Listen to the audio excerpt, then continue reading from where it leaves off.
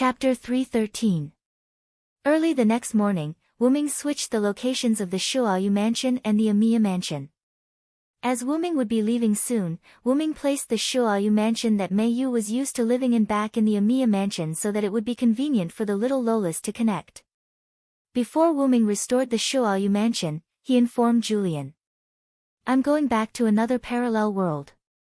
I'm taking Angelica with me." Then, before Julian could explode, Wuming slipped away. But there was no need to worry that Shiro Emiya and the others couldn't find Wuming when they returned. Wuming had already told Shiro Emiya how to travel to a parallel world. As long as Shiro Emiya wished, he could travel to a parallel world from the special room in the Emiya mansion at any time. But this didn't mean that Shiro Emiya was a mage. Zealot could freely travel to parallel worlds. This was the benefit of mastering the second method.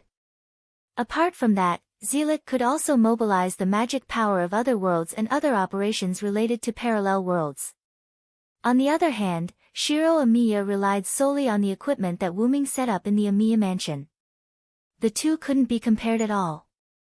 Not only did Wuming and Zealot have the ability to travel to parallel worlds, but the Ainsworth family also had the ability to travel to parallel worlds. The fact that Angelica and Beatrice came to the Emiya mansion was an example. But according to Angelica, there were huge drawbacks when they used the technology to travel to parallel worlds. Not only did they have to set up a magical formation in advance, but they also needed a large number of worlds to set up the magical formation. The amount of magic power to activate the magical formation was also a problem. Moreover, the effect of the magical formation had a time limit. As Ainsworth used the displacement magic to swap the surrounding space and the same location in the parallel world, the amount of magic power required was huge. This was also the reason why Angelica and the others had come out of the Yuanzhang Mountains. They had borrowed the Holy Grail, which contained a large amount of magic power. With the help of the Holy Grail, the substitution magic was successfully activated. The Yuanzhang Mountain in Elia's world and the Yuanzhang Mountain in Meio's world were exchanged, and the two of them successfully arrived in Elia's world. Back then, when Shiro Emiya made a wish, the Holy Grail had used a similar method. Meiyu and the Yuanzhang Mountain were transferred to Ilia's world, while the Yuanzhang Mountain was transferred to Meio's world. This had a similar effect as displacement magic. However, it was permanent because Meio's world's Yuanzhang Mountain followed Meiyu to Ilia's world's Yuanzhang Mountain and never changed again.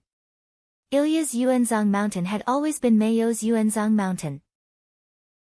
The reason why Angelica and Beatrice were able to escape from Wuming's assassination was that Angelica had used the parting sword to directly open a passage to a parallel world and survived. And to be able to accurately arrive at the target world could only mean that Angelica's luck was very strong. The bad ones basically died in the space-time turbulence, and the good ones generally went to the wrong parallel world. This was also why Wuming was experienced with Angelica being able to return safely. To put it simply, parallel worlds weren't so easy to travel. If Wuming didn't have the talent ability to adapt to space-time, he wouldn't dare to travel randomly. But there was no other way. The talent ability of the root dragon to travel between worlds had the adaptability to space-time. Now that he thought about it, this passive ability was really good. After returning to Ilia's world, because it was summer vacation, Meiyu and the others didn't have to go to school. As a result, Ilia and Blackie came to look for Meiyu almost every day, along with Ilia's good friends, Yujianza and the others. As for Wuming, apart from studying Pandora's box, he spent the rest of his time happily playing with Meiyu and the others. He visited the house of Einstein Barons and greeted Mrs. Alice Field, Scylla, Lislet, Shiro Emiya, and the others. Wuming enjoyed this simple and ordinary life. Then, on this day, Wuming found what he wanted from Pandora's box. Wuming sat in the courtyard. Because he found a clue he wanted, Wuming rejected Meio's invitation to go out and play. At this time, Wuming closed his eyes and immersed his mind in Pandora's box. Wuming floated in nothingness. This was the empty interior of Pandora's box. At this moment, there was a trace of destruction in front of Wuming. It was very strange. There was no physical object inside Pandora's box, but now there was a trace of destruction. This is the power of origin. Wuming put his hand on the trace of destruction and softly analyzed. Then, Wuming used his origin power. The trace touched by Wuming let out a light, and shadows emerged from the trace. These are. Wuming was surprised. In an incomparably mysterious place, countless black mud gathered together. There was a little light in the black mud, and the light was pulled out of the black mud by an unknown power. It was visible to the naked eye that it was an infant in swaddling clothes. Then, the infant was sent out of this mysterious place by this unknown power. As if it had lost something important, the black mud surged even more wildly. Soon, the black mud spread out from this mysterious place like a scattered army looking for the infant. Then, a stream of black mud came to a certain world and entered a black box. The item in the box fused with the black mud. Then, after an unknown period of time, the box was opened by someone. Finally, a ray of light shot out from the black mud. Then, the black mud was burned by the sun and completely disappeared. This was the process of the black mud fusing with the disaster in Pandora's box, from the beginning to the end. Like a movie, it was displayed in front of Wuming. After seeing all this, Wuming stopped the transmission of his origin power and let go of the trace. Then, this trace turned into a palm-sized black object that looked like a badge. Wuming fell silent.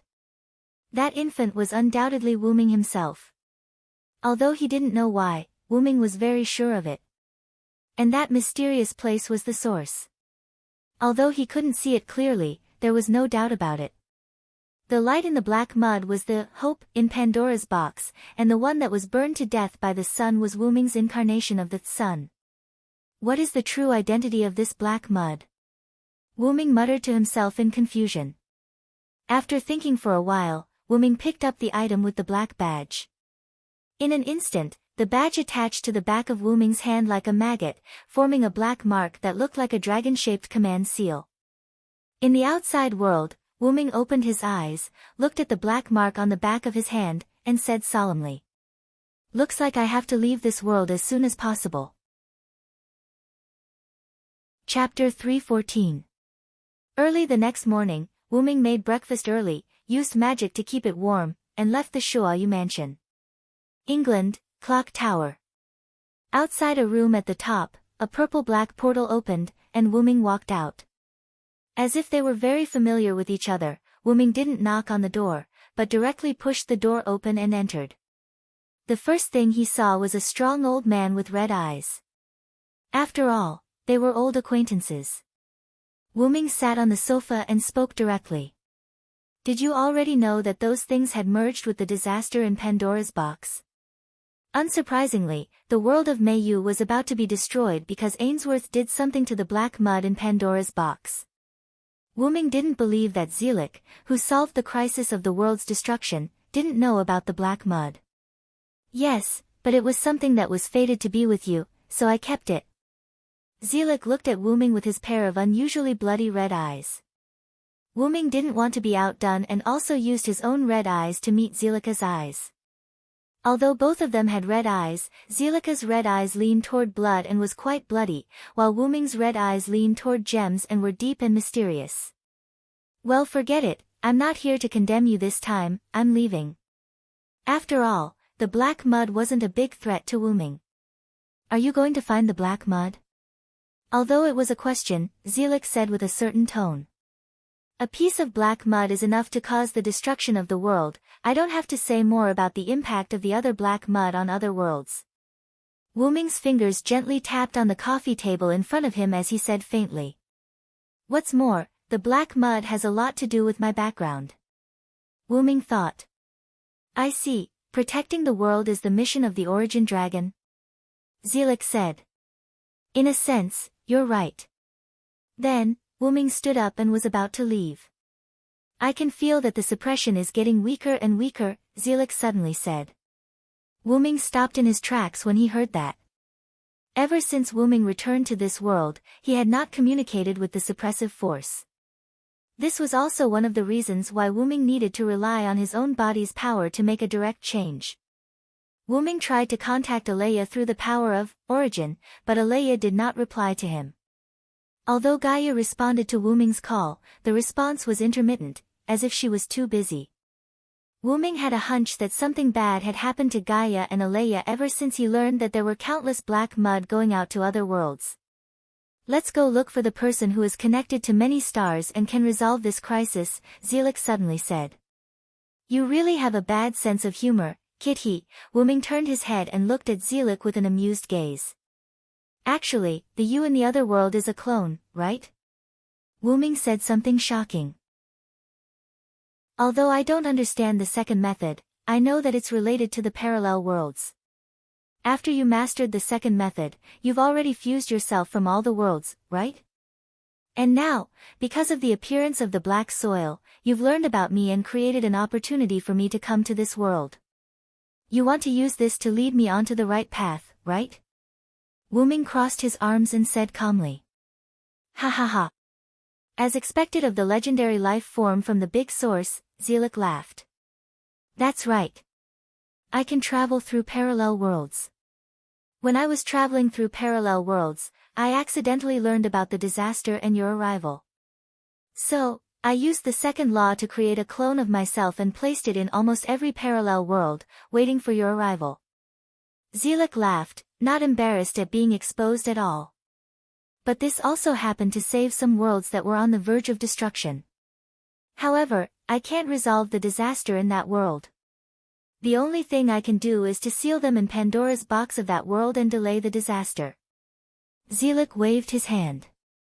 Wuming finally understood that Zelik was a genius who could create class cards. Such a genius couldn't open Pandora's box, and it took him 1,000 years of effort to completely open it. It turned out that Zelik had used the second law to seal Pandora's box. If I'm not wrong, the you in that world is actually your original body, Wuming said.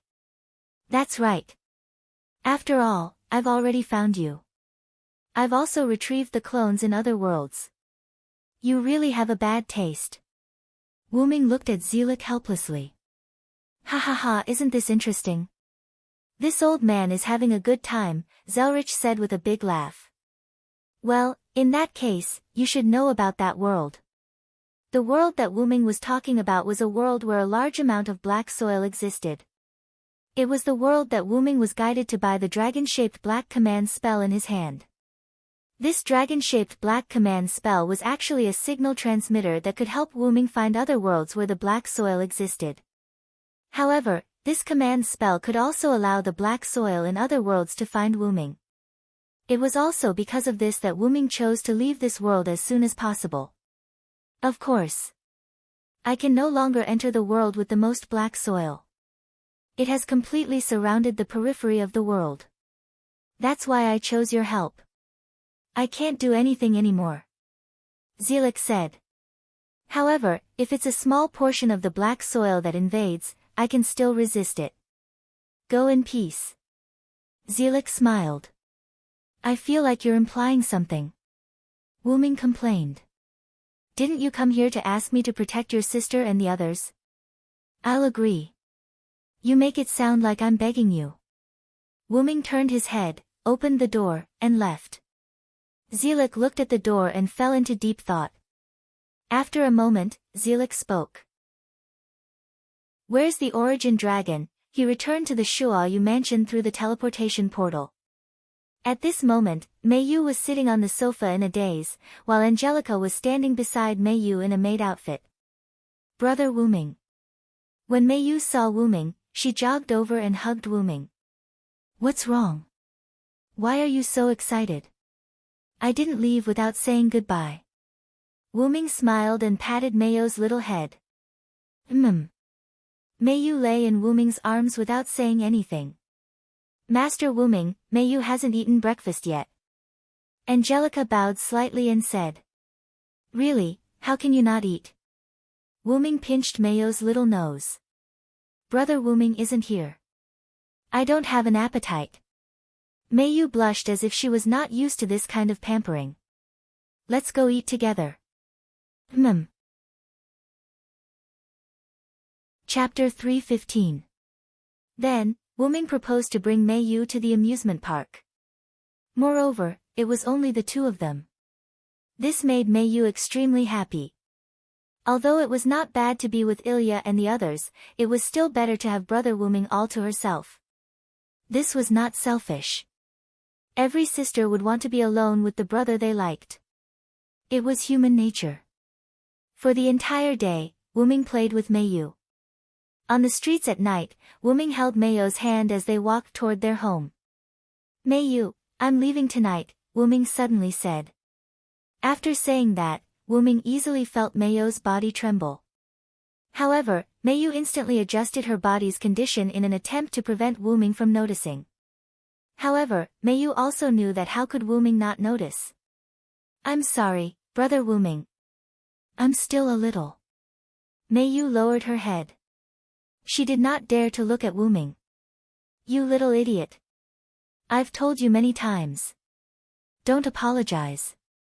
Mei Yu has nothing to apologize for. Wuming pressed down hard on Mei Yu's little head as a punishment. I know. Brother Wuming, stop pressing down on my head." Although Mei Yu was complaining, it was obvious from her expression that Mei Yu was enjoying herself. "I've promised you. It's just a slight delay. I'll be back soon." Wuming smiled. I believe you, brother Wuming." Mei Yu smiled at Wuming. Soon, Wuming and Mei Yu returned to the Shuoyu residence. Arriving at the door of Shuoyu's house, Wuming and Mei Yu entered the room and noticed that there were two pairs of shoes in the entryway. They seemed to be primary school-style shoes. Could it be that Ilya and Little Black are here? Mei Yu first thought of her little friends. Most likely. Then, Wuming patted Mei Yu's head. "Let's go." "Yes." Arriving at the living room, Ilya and Blackie were sitting on the sofa and watching television.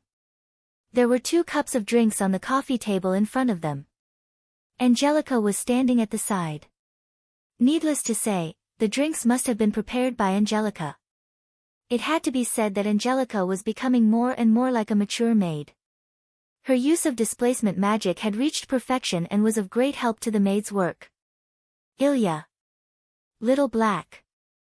Mei Yu called out their names and ran over. "Ah. Mei Yu and Big Brother are back." Ilya stood up. "Really? Why did you come back so late?"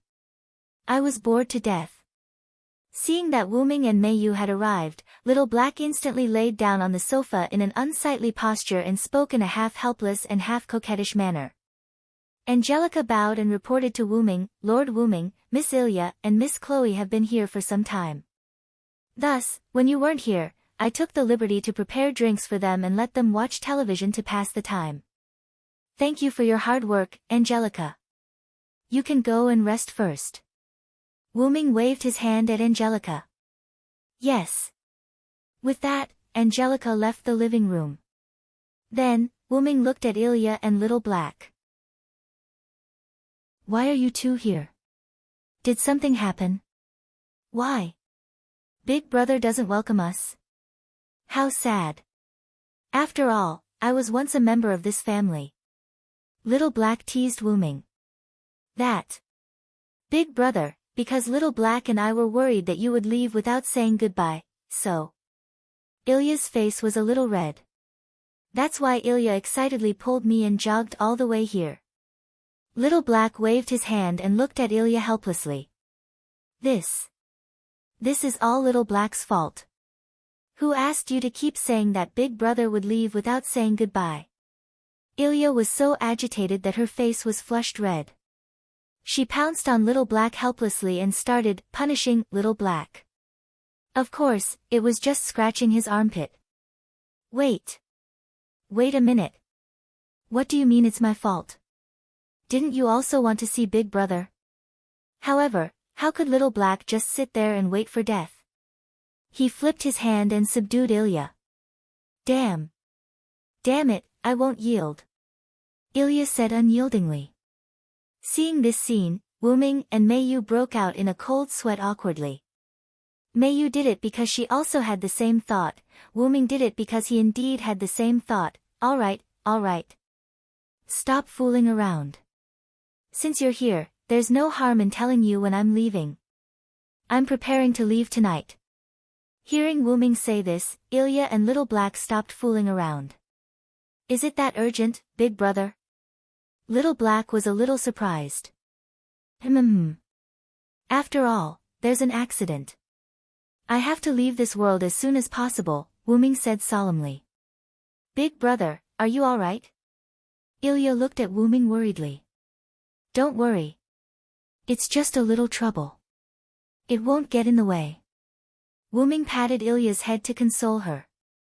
It's fortunate that we came tonight. Otherwise, Big Brother might have left without saying goodbye, Little Black said joyfully. Wuming could only smile awkwardly.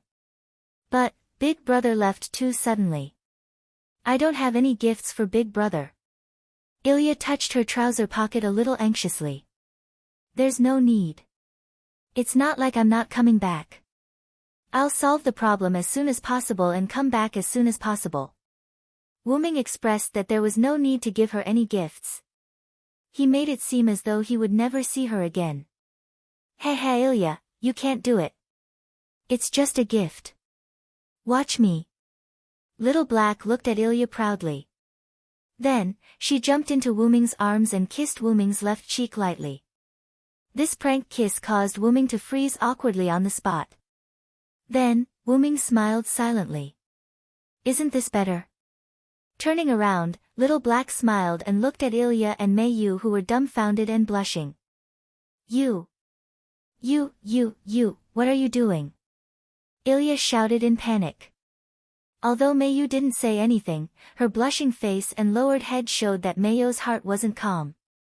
You can also choose not to give this gift. Ilya, I didn't force you. Of course, Mayu isn't the same. Little Black looked at Ilya with a teasing expression. And no. Ilya shouted in panic and instantly threw herself into Wuming's embrace. She gently kissed Wuming's right cheek and stopped after tasting it. Then, the blushing Ilya pulled Little Black and ran out of the living room. Wait a moment, Ilya. Little Black's sorrowful cry could be heard. Wuming touched his left and right cheeks that were kissed and smiled helplessly. These little guys, then, Wuming noticed that Mayu was looking at his cheek. So, Wuming looked at Mayu. What? Mayu wants to do it as well. Wuming teased. And no, Mayu blushed and lowered her head. However, Wuming went up and hugged Mayu. He kissed Mayu's forehead lightly. Brother Wuming. Mayu was shocked. Wuming looked into Mayu's eyes and said in detail, this is a reward for the obedient Mayu.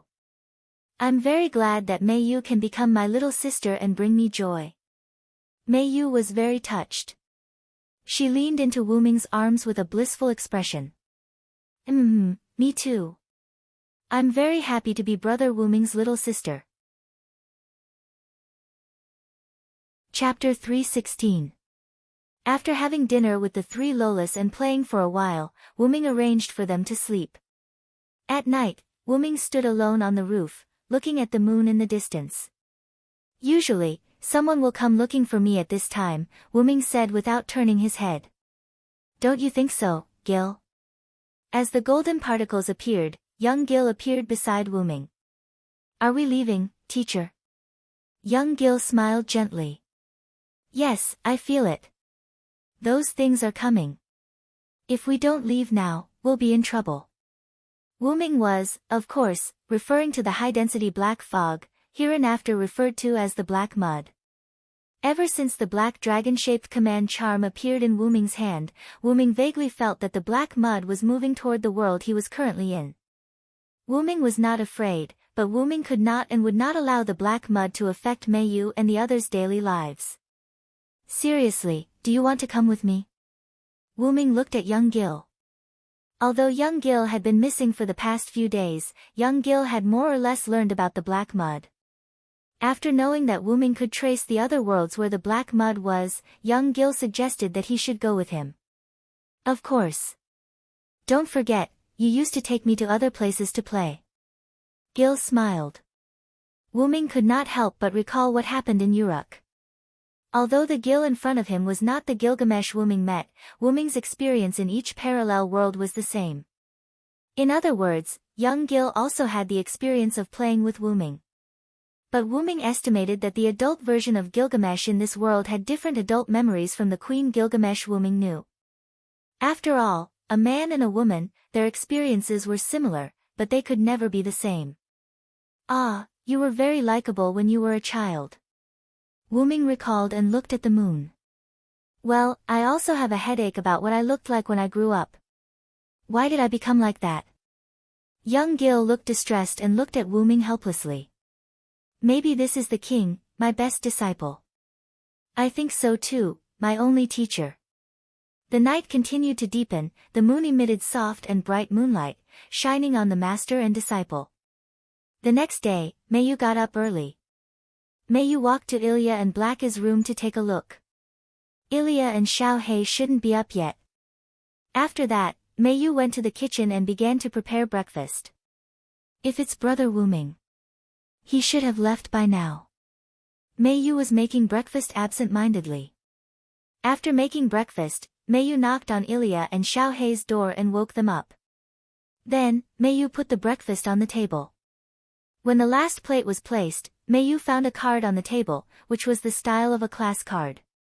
It's strange, there's nothing on the table. Mayu said doubtfully. Mayu had cleaned the table before placing the breakfast. It was impossible to miss a card, and it was a class card. I shouldn't have missed it. Also, could it be that Ilya's card accidentally fell here? Mayu knew that he was a little absent-minded just now. Perhaps he had missed something. With that in mind, Mayu picked up the class card. Caster, Magician.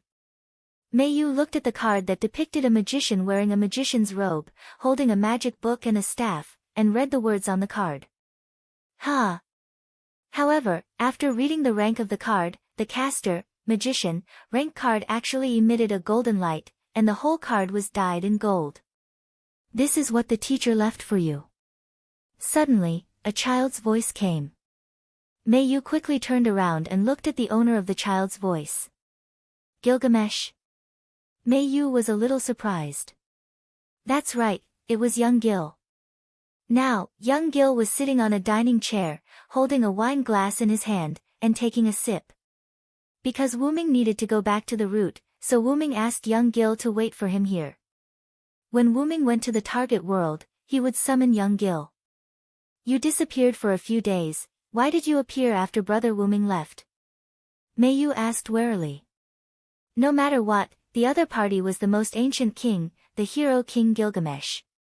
Mayu was right, young Gil went to visit this world out of interest, so he disappeared. Don't worry, the teacher asked me to give you that card. This was also why Mayu didn't notice the existence of the class card just now. Brother Wuming gave it to me. Mayu looked at the class card in her hand, a little stunned. Because the teacher changed the class card, the saver card was too burdensome for you to use, so Wuming chose to seal the power of his caster, magician, class into this empty card, and this card has been refined by the teacher, so it's different from the other class cards. It has supreme power, and the teacher hopes that it can protect you. Then, young Gil waved his hand helplessly. You should be content, Hyunryong, who protected the Uruk, protected a little girl, your value in the teacher's eyes is much more important than the Uruk. Brother Wuming. Mayu muttered Wuming's name silently, and tears of joy fell from her eyes. Sigh. Mayu, why are you crying? Little Black, who came to the dining room first, saw Mayu crying and panicked. Sigh. Mayu. Did Jilkuan bully you? Tell me, I'll avenge you. Ilya, who came one step later, saw Mayu crying. She then looked at young Jill who was sitting beside Mayu and instantly took out the ruby that refused to come out from her hair. Ruby, transform. Aya, I'm still sleeping. I played games too late last night. Mayu is worthy of being from a rich family, and the games she brought are extraordinary. Ruby looked listless.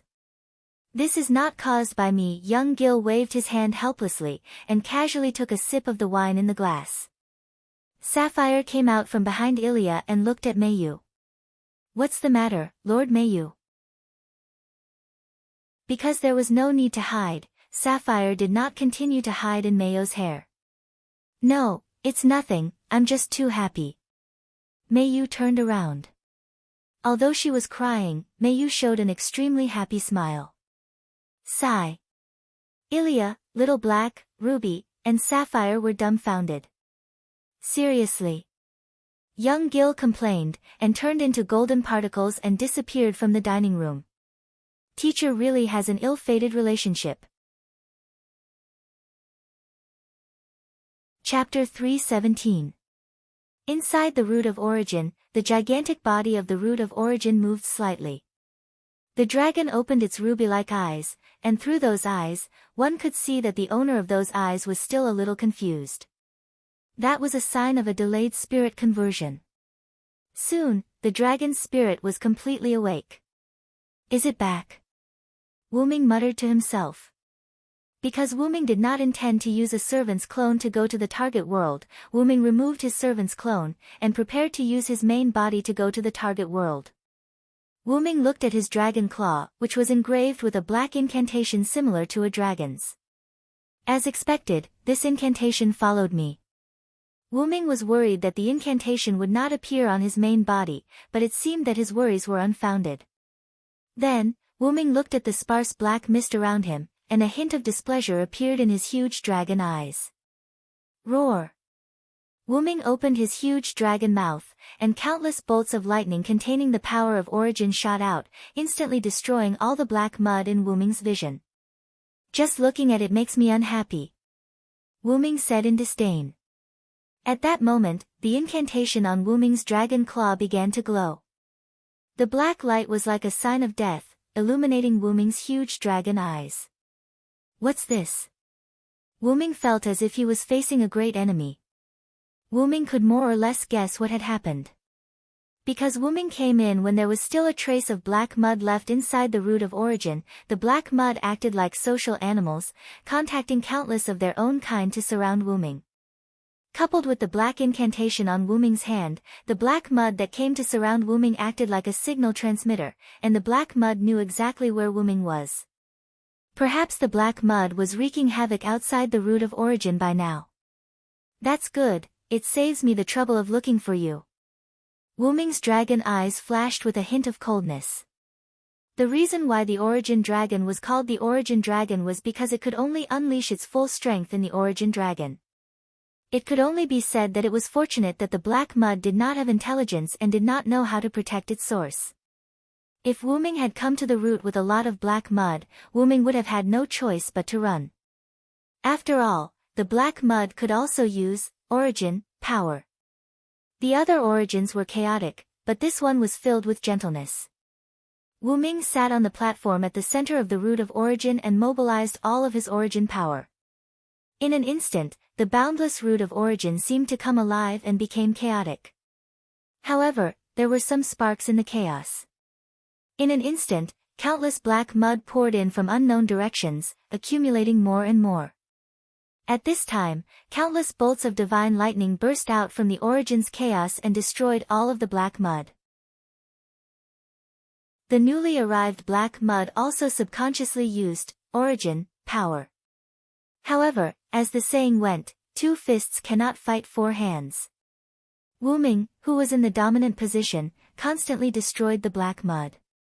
The mindless black mud did not know what a temporary retreat was, and all of them surged forward without thinking. Moreover, even when they began to use origin power, it only added a little burden to Wuming. Wuming increased his output, but the black mud still flew toward the flames like moths. Soon, the amount of black mud gradually decreased until the last bit was destroyed by Wuming's lightning. Despite this, Wuming did not feel at ease. Looking at the incantation on the back of his dragon claw, Wuming knew that the black mud was only a part of the problem. Not to mention the problem of the black mud in the other worlds was also a headache.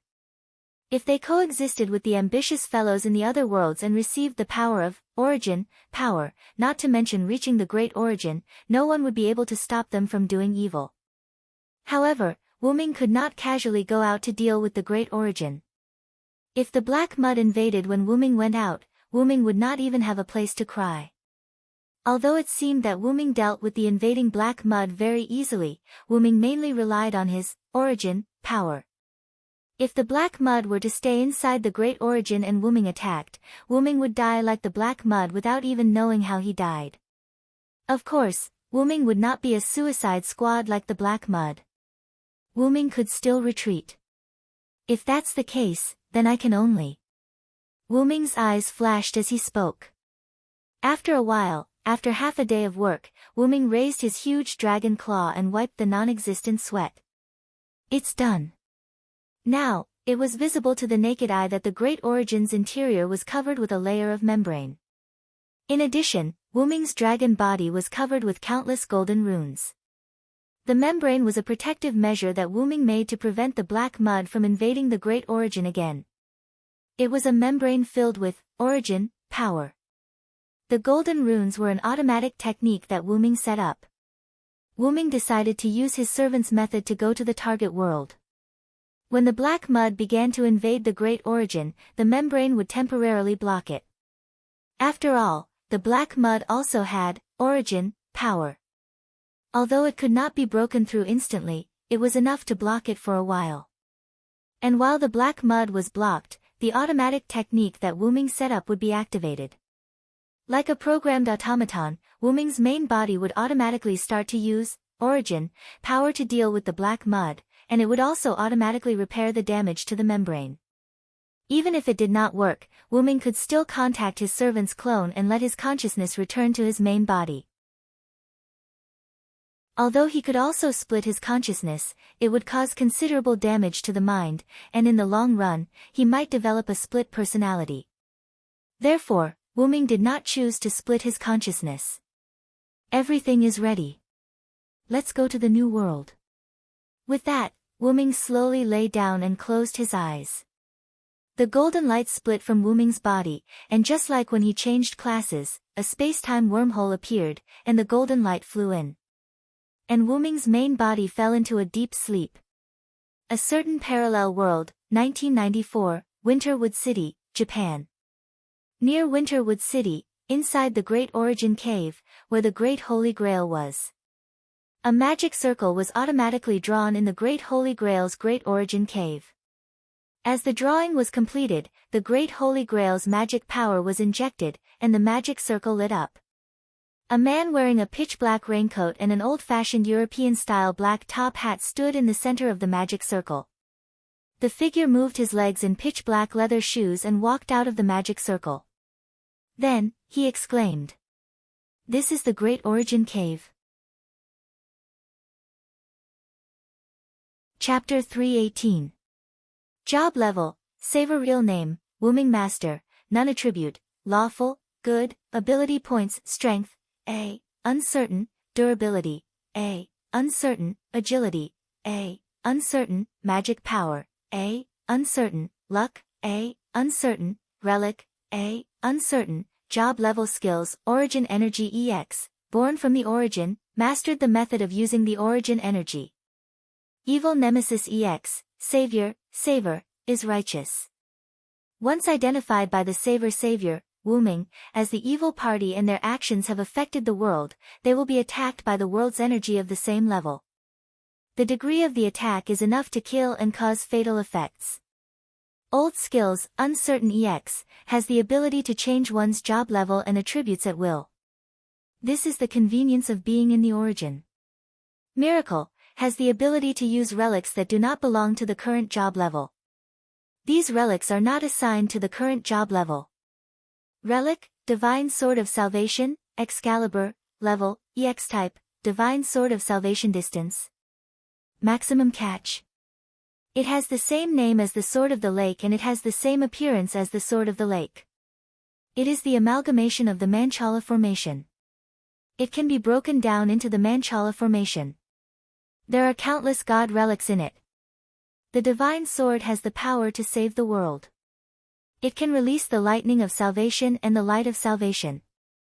12 powers, God's killer level, EX type, divine sword of salvation distance, 1 maximum catch, 1 There were 12 incarnations of dragon seed, giant, warrior, storm, annihilation, flood, vitality, dependence, thunder god, phoenix, sun, and magician. Each incarnation was comparable to a noble artifact. It was the upgraded version of the power obtained from killing the gods. Chapter 319.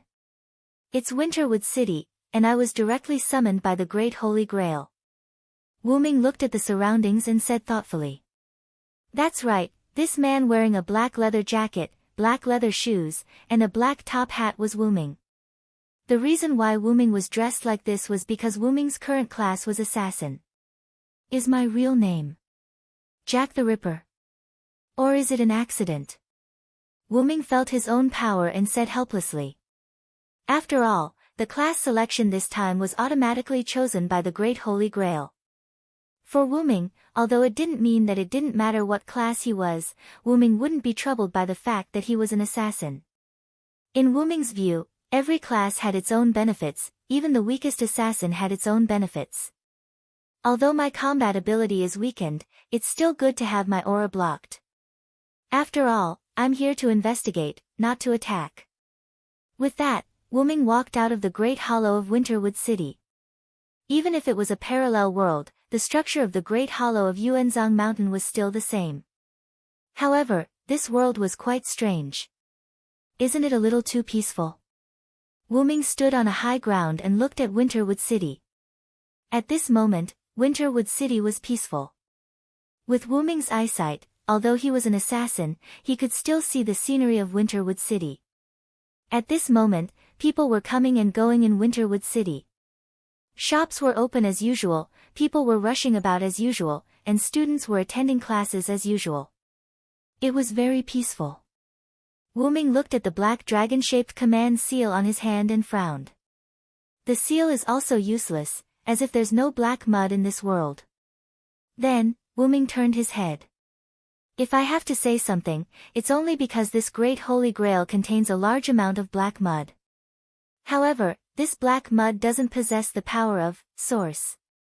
It's just pure evil. After Wu Ming arrived here, he asked Kalas to examine the Great Holy Grail. Kalas discovered that apart from the pure evil of this world, there was nothing else in the Great Holy Grail. My inspection is flawless. Please don't doubt me, Master. A voice came from the black top hat on Wu Ming's head. It was Kalas' cold voice. Kalas was able to change her appearance according to Wu Ming's class. After all, Kalas was the one who changed her appearance into the golden-green dragon horn. I'm sorry, Kalas. I'm not doubting you, Wu Ming apologized with a bitter smile. However, without the black mud, how did the black token bring me here? Wu Ming was distressed. Kalas didn't say anything. She didn't know the truth. Forget it. Let's go check if there's anything special about this world's Winterwood City. After saying that, Wu Ming turned into a black shadow and disappeared. In a Chinese restaurant, Wu Ming sat in his seat, waiting for his order. Although Wu Ming was still wearing a black leather jacket, black leather shoes, and a black top hat, the other people in the restaurant only treated Wu Ming as a weirdo. It didn't affect them much. Soon, Wu Ming's Chinese dishes were served. Wu Ming began to eat heartily. The reason why Wu Ming came back to eat in this restaurant was that he happened to see his own country's dishes in a foreign country. After all, Wu Ming was adopted by an old man in China. Before this, Wu Ming had explored the entire Winterwood City. However, Wu Ming didn't find anything wrong. Soon, Wu Ming finished his meal. No matter how you look at it, it's strange. Wu Ming leaned on the chair and began to talk to himself. Wu Ming, of course, said that there was no special event or trace of the black mud. In any case, the mark on Wu Ming's hand wouldn't lie to Wu Ming, right? The black mud had no consciousness. At this time, a priest came to the restaurant. Boss, a serving of mapo tofu. After saying that, the priest directly sat at the table closest to the door. Master, that person has a sacred mark on his hand. Kalas suddenly said. Wuming took a closer look. There was indeed a mark on the back of the priest's hand that looked like a blood clot. Only the qualified magicians chosen by the Great Holy Grail could possess such a thing. A master who didn't summon a servant would possess a stigmata, and when the master summoned a servant, the stigmata would become a command incantation. And the priest seemed to have noticed that someone was observing him. He turned his head to look at Wuming's direction. However, all he saw was a table full of Chinese dishes and a stack of Japanese yen. There was no one on the chair. Was it an illusion? The priest was puzzled. But when he saw the mapo tofu on the table, the priest no longer paid attention to that direction. Instead, he focused on the mapo tofu. On the street, Wuming pressed down on his black hat and said with some surprise. I didn't expect that priest to be so vigilant. Wuming used his assassin's agility to leave the restaurant the moment the priest turned his head. By the way, those Japanese yen were taken by Wuming from some rich families. Of course, Wuming left some gold as an exchange. According to the information, now should be the time of the Holy Grail War. That person is likely to be one of the masters of this Holy Grail War. Kalas said. Previously, when Wuming explored Winterwood City, he found out that the date was 1994. That was the time when the Fourth Holy Grail War began. In Ilya's world, the Holy Grail War was stopped and was never held again. However, it was different in this parallel world. If there were no accidents, the Holy Grail War should be held normally now. Kalas, I suddenly have a new idea. Suddenly, Wuming smiled. Kalas did not say anything. She knew that her master's bad taste was about to start again. Wuming came to the big hole in the Yuzhang mountain. Wuming took out some materials from his black ripples and began to draw a magic circle. It was the same magic circle as when Wuming came to this world. That's right, Wuming decided to summon the heroic spirits to participate in the Holy Grail War. Anyway, he had the command seal, Black Mark, in his hand. The only uncertain part is the Holy Grail War. Maybe someone's wish caused the black mud to come, so we have to participate. Wuming earnestly said to Kalas. You're just interested, master. Kalas mercilessly ridiculed. How could that be? Isn't this a good opportunity to summon a servant and also summon Gil from Ilya's world? Wuming smiled. Okay, let's begin. After saying that, Wuming took out a clay plate from the black ripples beside him. This was something that Wuming had exchanged with Zelik. Wuming let young Gil drop the first blood to facilitate the summoning. Fill it up, fill it up, fill it up, fill it up. Cycle after cycle, then 5. However, when it's full, it's time to abandon it. Declare, thou shalt listen to my command, and my life is with thy sword. Answer the call of the Holy Grail. If you are willing to follow this will and this principle, then respond. I hereby swear that I am willing to accomplish all good deeds in the world, and I am willing to exterminate all evil deeds in the world. Thou shalt be the 7 days of the 3 spirits of words, from the wheel of inhibition, the guardian of the Libra. Following Wuming's spiritual words, the magic circle glowed, and a violent hurricane swept everything around it. In an instant, the clay plate in Wuming's hand glowed. In an instant, a figure appeared in the center of the magic circle. Long time no see, Hyunryong, said the figure. Ah! Wuming was dumbfounded. Chapter 320. Wuming was dumbfounded, but he did summon Gilgamesh. Looking at the figure that didn't look like a young Gil walking out of the dust, Wuming was silent. Although this Gilgamesh was an adult version, and although he couldn't rule out the possibility that young Gil had used a class card to fuse with himself and return to his adult form, but the Gilgamesh standing in front of Wuming was a woman, and there was no doubt that this Gilgamesh was the Gilgamesh that Wuming met. There was no doubt about it. At this moment, the female Gilgamesh was somewhat similar to when Angelica used the Gilgamesh class card. Her lower body was covered in golden armor, and a red cloak fluttered from her waist. Her upper body was still naked, and the red lines were stuck to the queen's sparkling waist. Her upper body was only covered by a black unlined shirt that could only cover her breasts. Her neck and wrists were adorned with golden accessories, and only one side had shoulder armor and gauntlets. Her ears were adorned with large golden earrings, and her hair was spread out. Her delicate and beautiful face, coupled with her arrogant red eyes looking at Wuming, slowly gave off the aura of a queen. How boring, Hyunryong. Have you fallen to the point of being an assassin? The female Gilgamesh, or rather, the female version, mocked Wuming. Well. Although I've thought about summoning other Gilgamesh, at least I still have a trace of young Gilgamesh's blood. Why? Wuming rubbed his forehead with one hand and said rather helplessly. Just another young version of this king, and you want to compete with this king? Ridiculous. This king has already sent you back to the constellation of heroes. Queen Gil said domineeringly. Forget it. Wuming gave up struggling. After a while, Wuming learned that when Wuming summoned the servant, young Gil did receive the message and was excited to come to this world. However, Wuming got one thing wrong, and that was Queen Sparkle. Although the clay tablet contained young Gil's blood and was suitable for summoning young Gil, the Wuming itself was a very good artifact for the Queen of Summoning, Glint. Even if you came to a parallel world, changed your class, and added a curse, your nature will not change. This king has already made up his mind. This king won't come out even if you don't act as a holy relic to summon him. However, if it's you, no one can win against this king. The queen responded to Wuming domineeringly. No.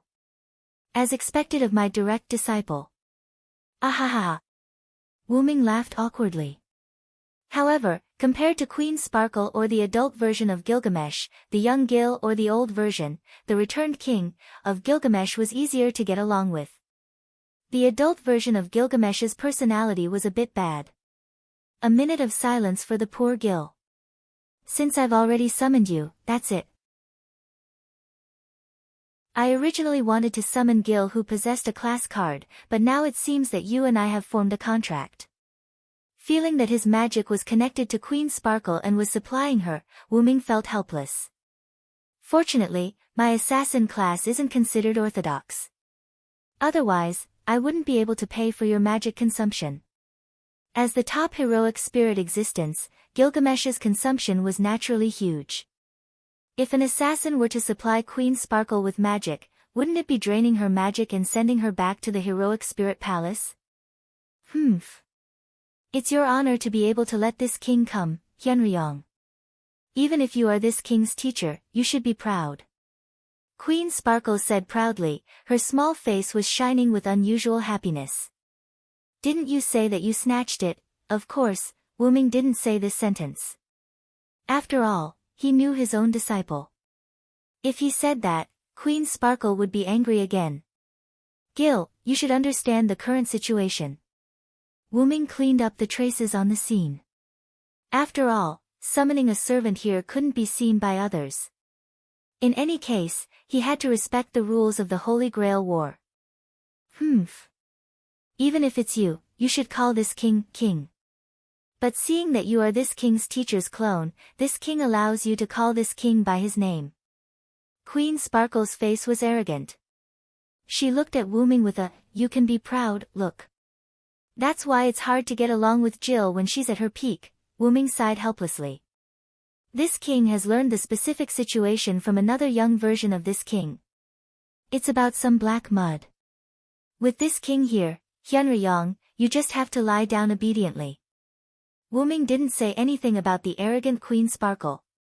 Anyway, he had already gotten used to it. It was just that he couldn't get used to it for a while.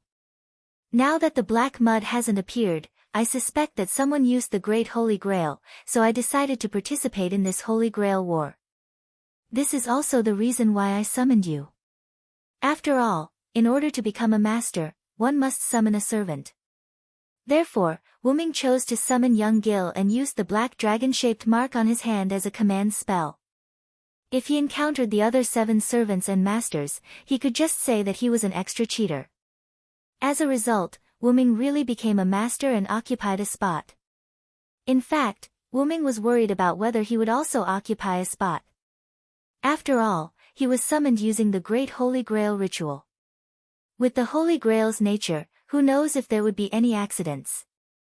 I always feel that if there is an accident, it must be caused by the master. Kalas complained. It shouldn't be. Wuming was a little uncertain. He didn't find any abnormalities when he came to this world, and the magicians were also very stable.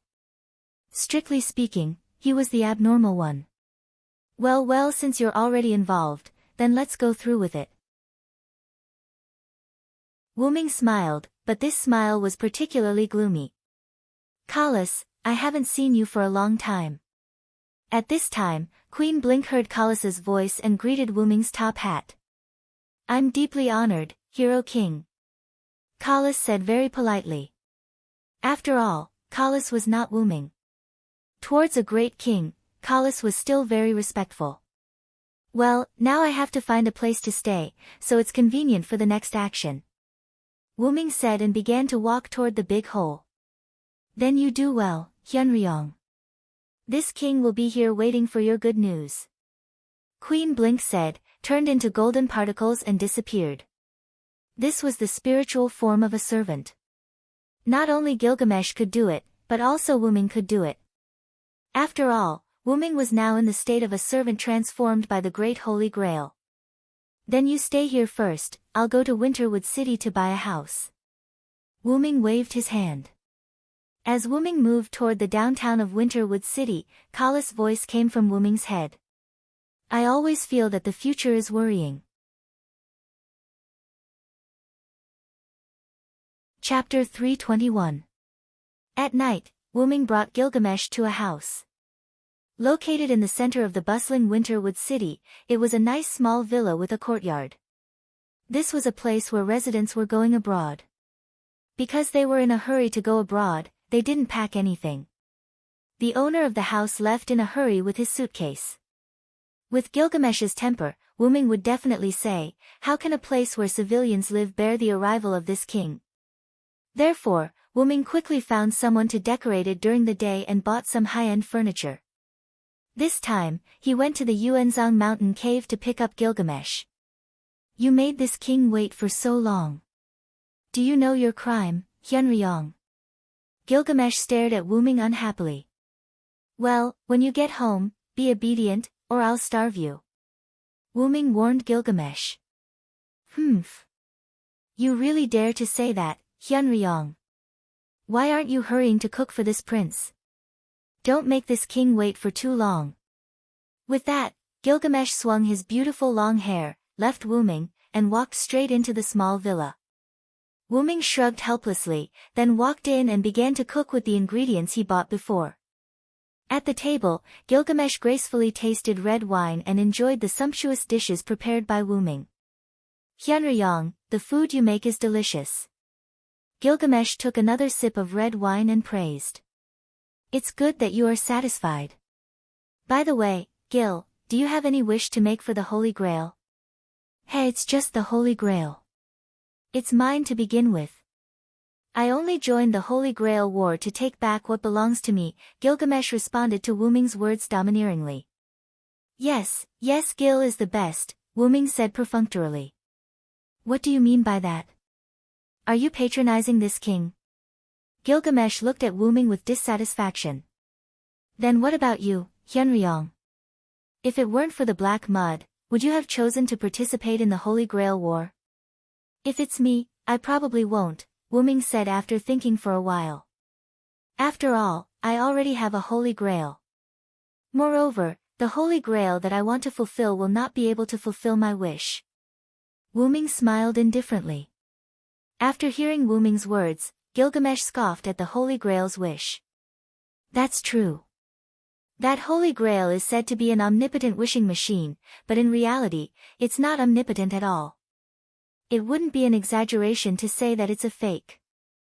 Wuming did not comment on Gilgamesh's mockery of the Holy Grail. Instead, he talked about another matter. By the way, I will go out and investigate the other trainee masters and servants later. I may come back very late. You should sleep first. Wuming put down the tableware and wiped the corner of his mouth. Got it. Remember not to lose anything. Even if you are already so inferior, you are still this king's teacher. This king doesn't want to lose his master the next day. Gilgamesh put down the wine glass and said indifferently. But Wuming, who understood Gilgamesh, naturally knew that Gilgamesh was concerned about him. As expected of Gilgamesh. His tsundere nature is very obvious. Wuming squinted his eyes and smiled at Gilgamesh. Ah. Are you kidding me? This king is the most ancient king, the hero king, Gilgamesh. Gilgamesh's face instantly turned red. It was unknown whether it was because of anger or because he was pampered. Yes, I know. Remember to put the plate in the sink. I will come back later to wash it. But if you can help me wash it, then I will thank the heavens. Wuming said with a smile. Then, he stood up and walked toward the door. Tisk, you actually let this king do such a thing, what kind of joke is this? Gilgamesh looked at Wuming's back as he sat on the chair angrily. My purpose for participating in the Holy Grail War. Isn't it to see you guys? At this moment, the king's face revealed his human side. Now, the king was living more realistically than anyone else. There was basically no one on the streets at night. Only a few street lamps illuminated the darkness on the empty streets. A stray cat was lying on the chair resting. Suddenly, a black shadow flashed under the street lamp. The stray cat was so scared that it jumped and ran away. Wuming stood on the street lamp and looked at the city. Gil. Wuming thought about Gilgamesh. Since he could make Gilgamesh swear that he would not answer unless he summoned, and even snatched the summoning quota from young Gil this time. In addition, Wuming saw the emotions in Gilgamesh's eyes. Wuming smiled helplessly. Looks like Gil's dependence on me has become an obsession. No matter what, this Gilgamesh was just a little girl. Compared to the male version of Gilgamesh, Queen Sparkle still had the gentleness of a woman. Wuming left with Enkidu after Enkidu's death. At that time, Gilgamesh was still grieving over the death of his good friend. In addition, his master had also left. This was a little cruel for Gil. No wonder the history books recorded that Gilgamesh abandoned the Uruk after his good friend's death and began his journey to find the grass of immortality.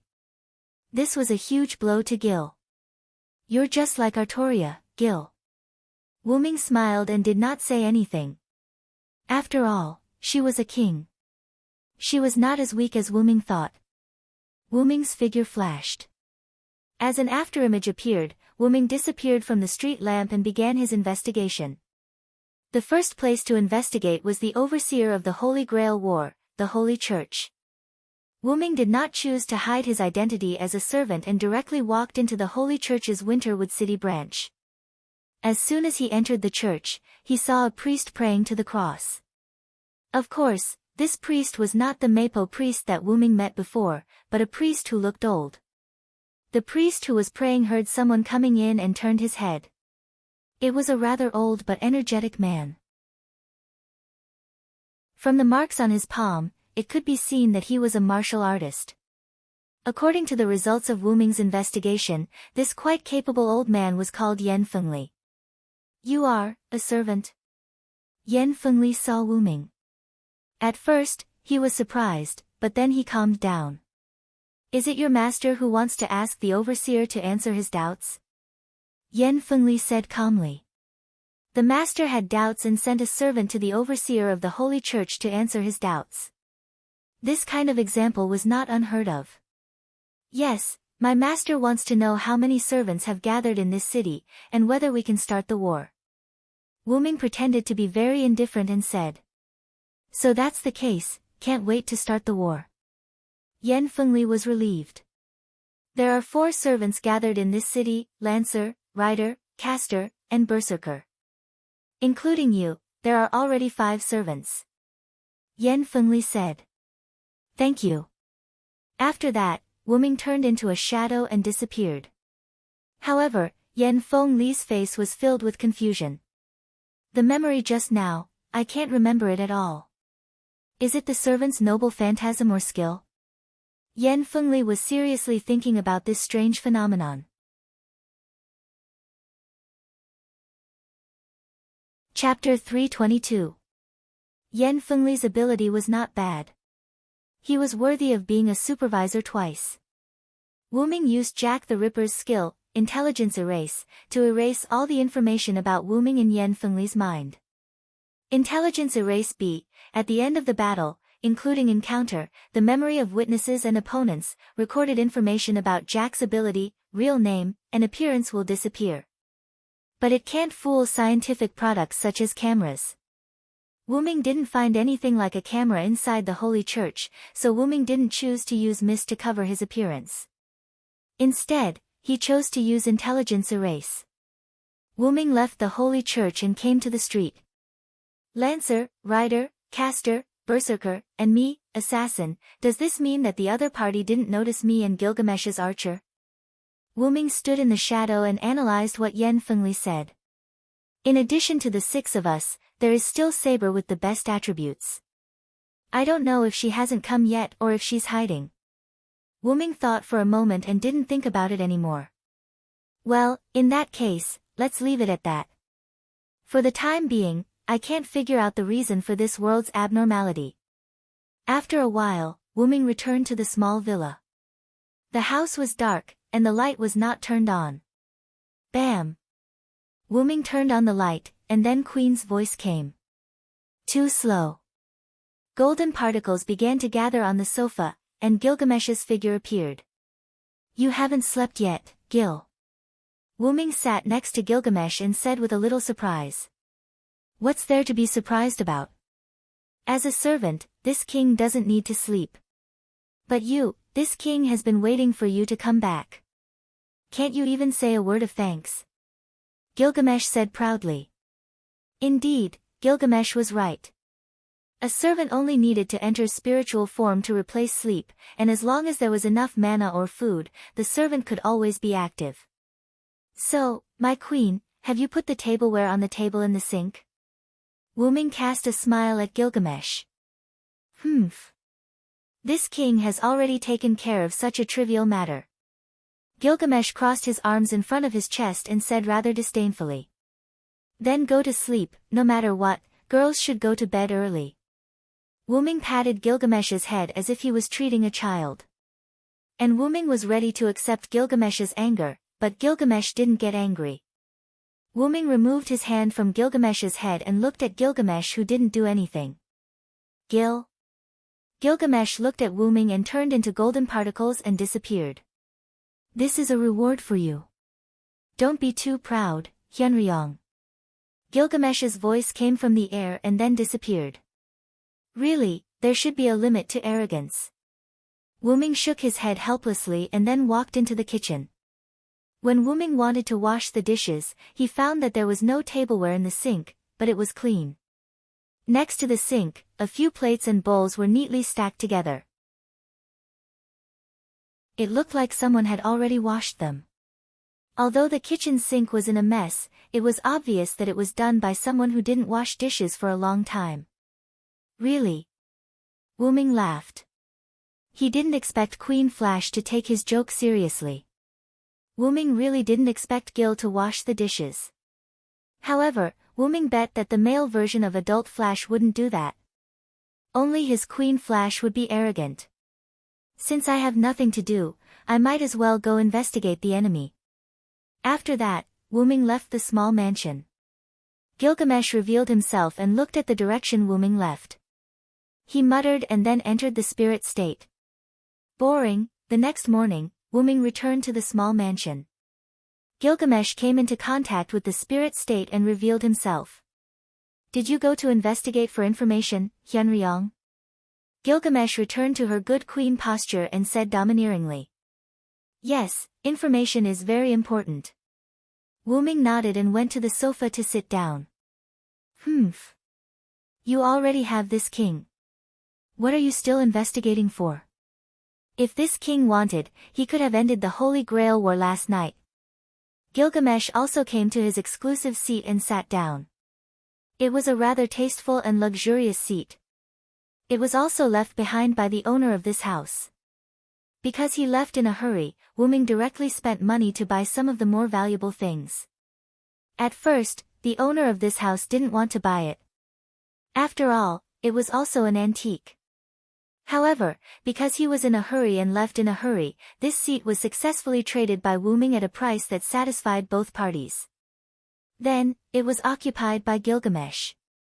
Although Wuming bought it for Gil, sitting on her luxurious seat, Queen Twinkle crossed her legs and supported her chin with one hand, silently looking at Wuming. After all, there is an old saying that goes, "Know yourself and know your enemy, and you will never be defeated." Wuming poured a glass of wine for Gilgamesh and handed it to Her Majesty Queen, who was crossing her legs. "So, what information did you find out, Hyunryong?"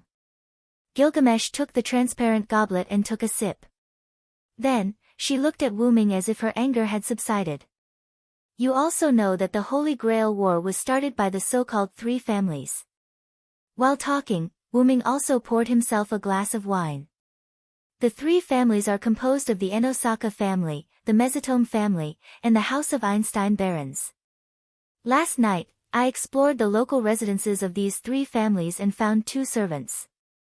One is a male servant suspected of being a king in the Enosaka family, and the other is a female servant with snake breath in the Mesotome family.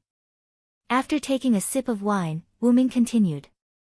"There is no one in the castle of the House of Einstein barons in Winterwood City. They should have not yet arrived in Winterwood City. Plus, there is a supervisor of the Holy Church. It is inferred that the servant of the House of Einstein barons should be a saber, swordsman. The servants of the Mesotome family and the Enosaka family are not caster or berserker. As for why, I will tell you later. In short, these two should be lancer and rider."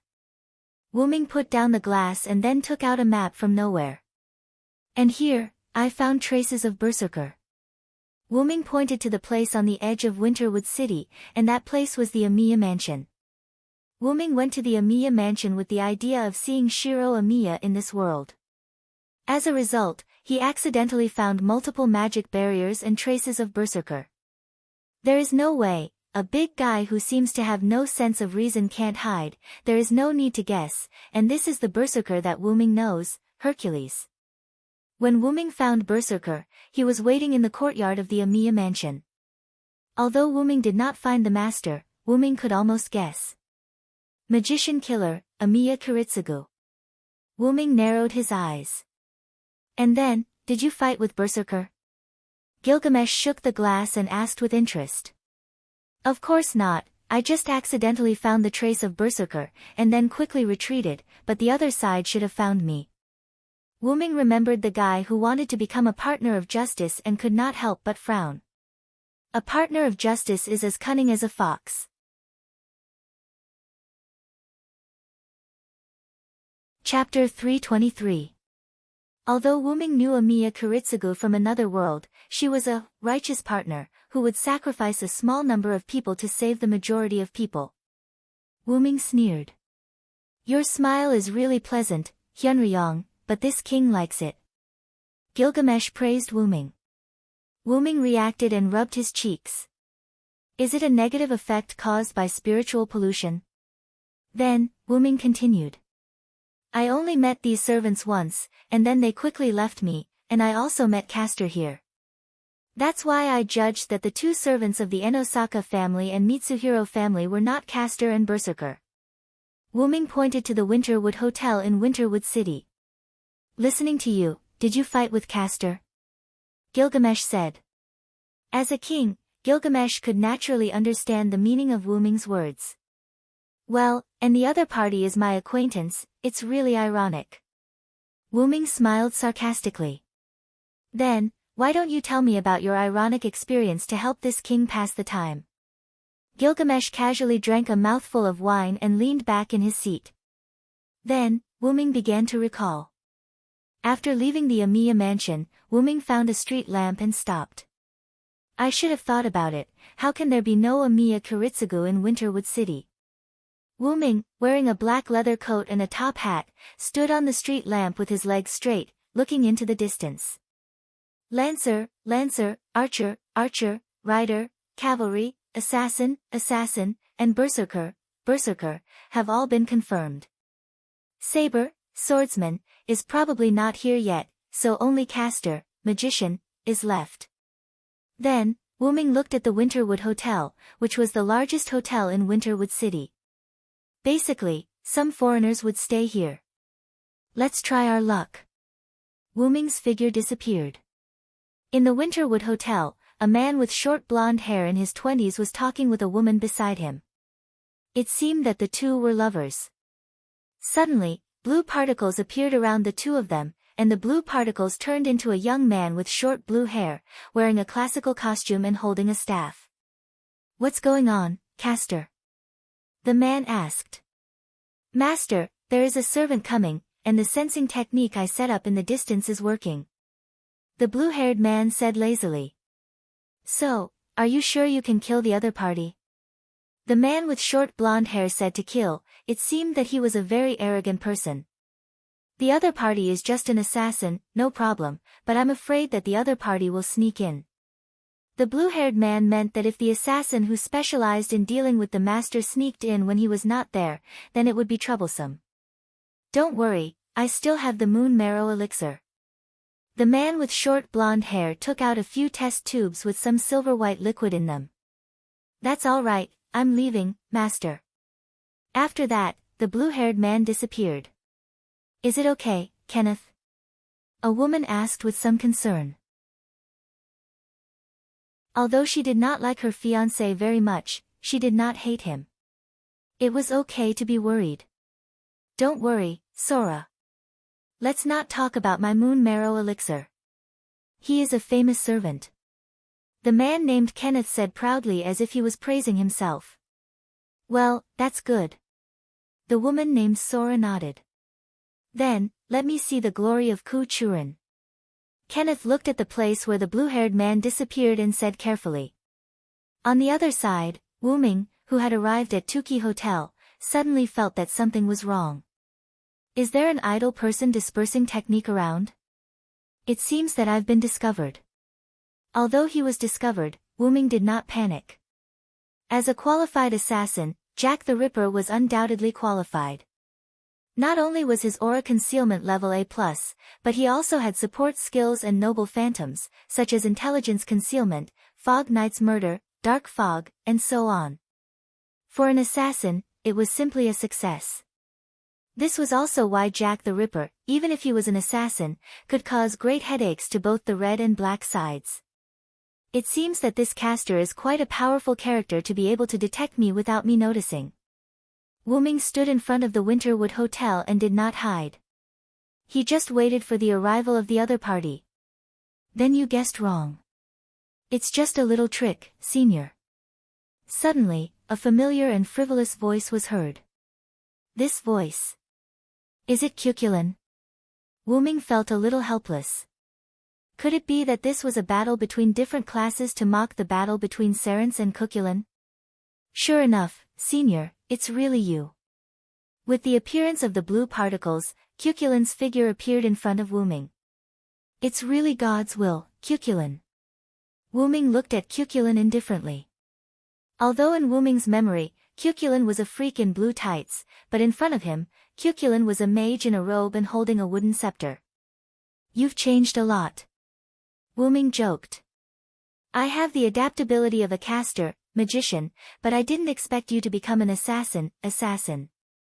Did something happen to you after you left Connaught? Cuculin asked in a comfortable tone, as if he was chatting with a good friend whom he hadn't seen for many years. I did experience a lot. Speaking of which, were you killed by Maeve's plot? Wu Ming was concerned about Cuculin's death. In Wu Ming's history, Cuculin was summoned by Maeve. Cuculin was also a disciple of Skaha and fought with his fellow apprentice, Ferdya. In the end, Cuculin won a Pyrrhic victory. Then, he was plotted against by a bard invited by Maeve and was killed by his own gun. Ah, Yes, I was plotted against by Maeve. In the end, I was killed by my own gun. How ironic. Although Cuchulainn said so, he did not show much anger. Instead, he calmly accepted his own death. Senior, you shouldn't be dead. I heard some rumors about you from my teacher. What Cuchulainn meant was that Wyrm, as the powerful body of the dragon of origin, should not die. I'm not dead, but this time, I participated in the Holy Grail War because I have some things to investigate. Wyrm nodded. Oh, so that means it's fine even if I don't obtain the Holy Grail? What a coincidence. I don't need the Holy Grail, but my master does. Although he's quite annoying, he's still my master. I'll help him out a little. Then, Cuchulainn flashed his staff. Come and fight with me, Sira.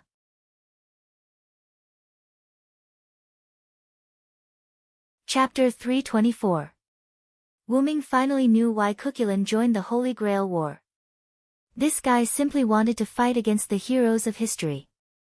Looking at Cuchulainn, who was rushing over with his staff raised, Wyrm helplessly picked up his weapon as an assassin, two unusually gorgeous daggers.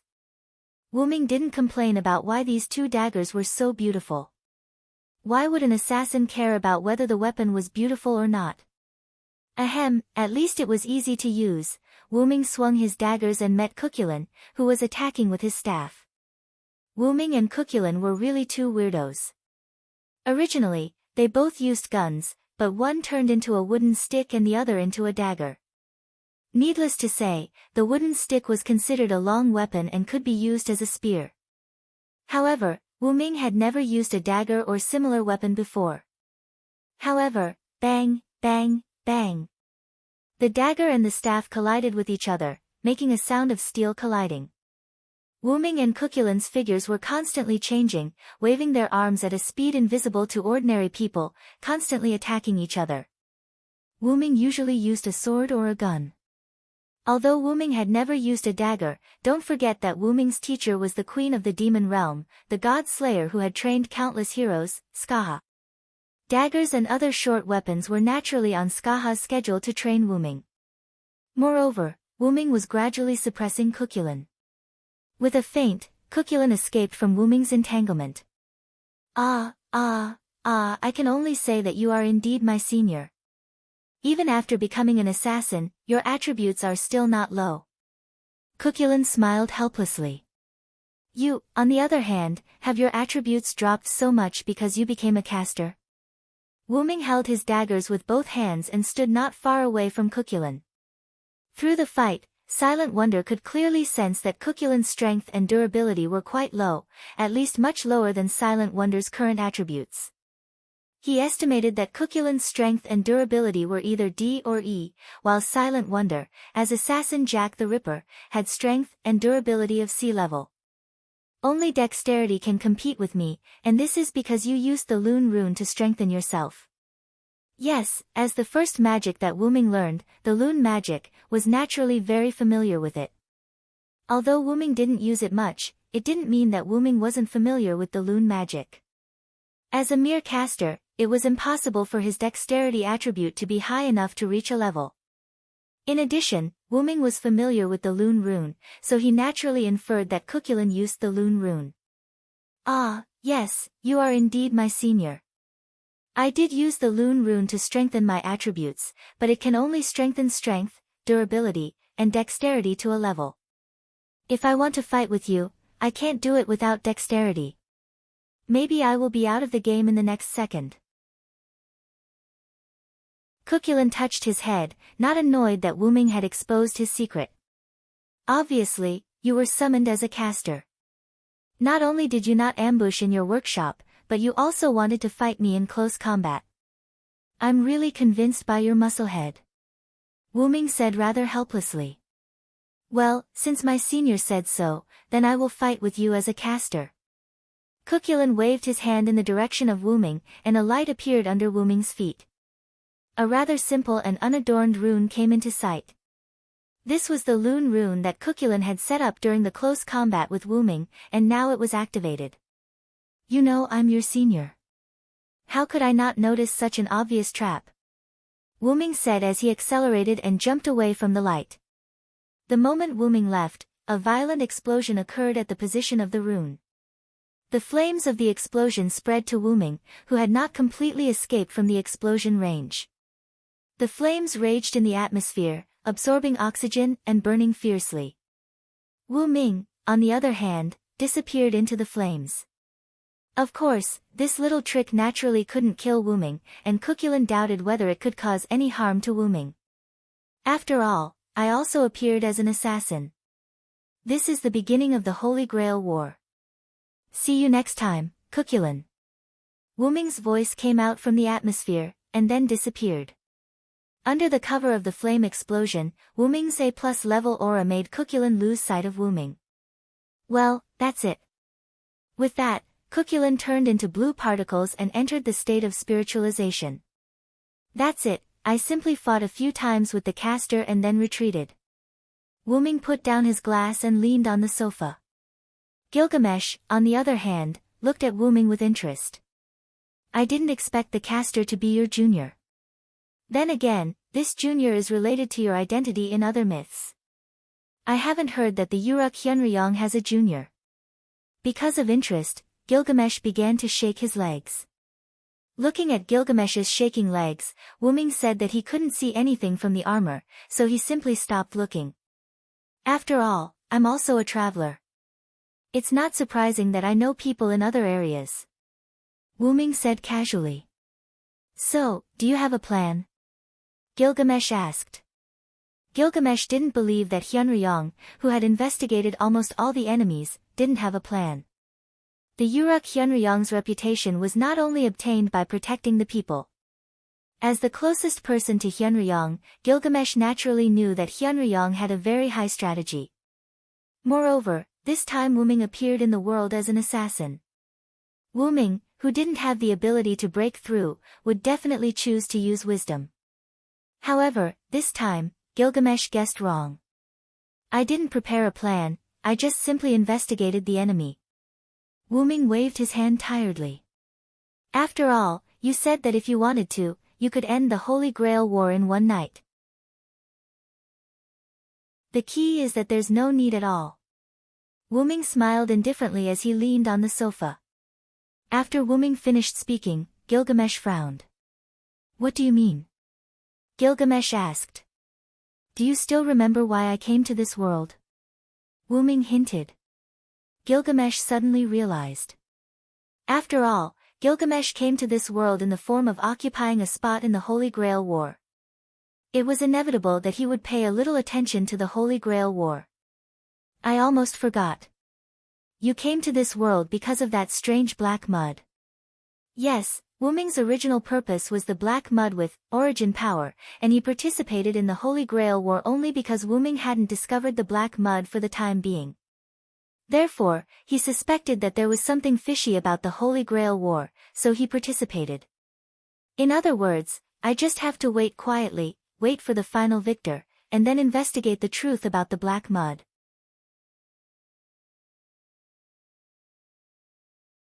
Chapter 325. Of course, although Wuming said that he would wait quietly, Wuming wasn't someone who could just sit around and do nothing, and neither was Gilgamesh. Therefore, Wuming brought Gilgamesh to the amusement park. Well, amusement park, important things must be said twice. Gilgamesh looked like he was holding back his anger, looked at the amusement park in front of him, then looked at the smiling Wuming and said. You actually let this king come to a place for children. You really have guts. Do you think this king is a child, Hyunryong? However, Wuming just waved his hand. What does it matter? After all, I watched you grow up, and I can be considered your adoptive father. What's wrong with a father bringing his daughter to the amusement park? Wuming said seriously. Of course, it would be perfect if Gilgamesh didn't stop him from opening the gate of Babylon. Wuming held down Gilgamesh, who was about to open the gate of Babylon, and smiled. Ma Gilgamesh, just treat this as playing with me. You can also experience the feelings of the people while you're at it. Besides, you've never been to an amusement park before, right?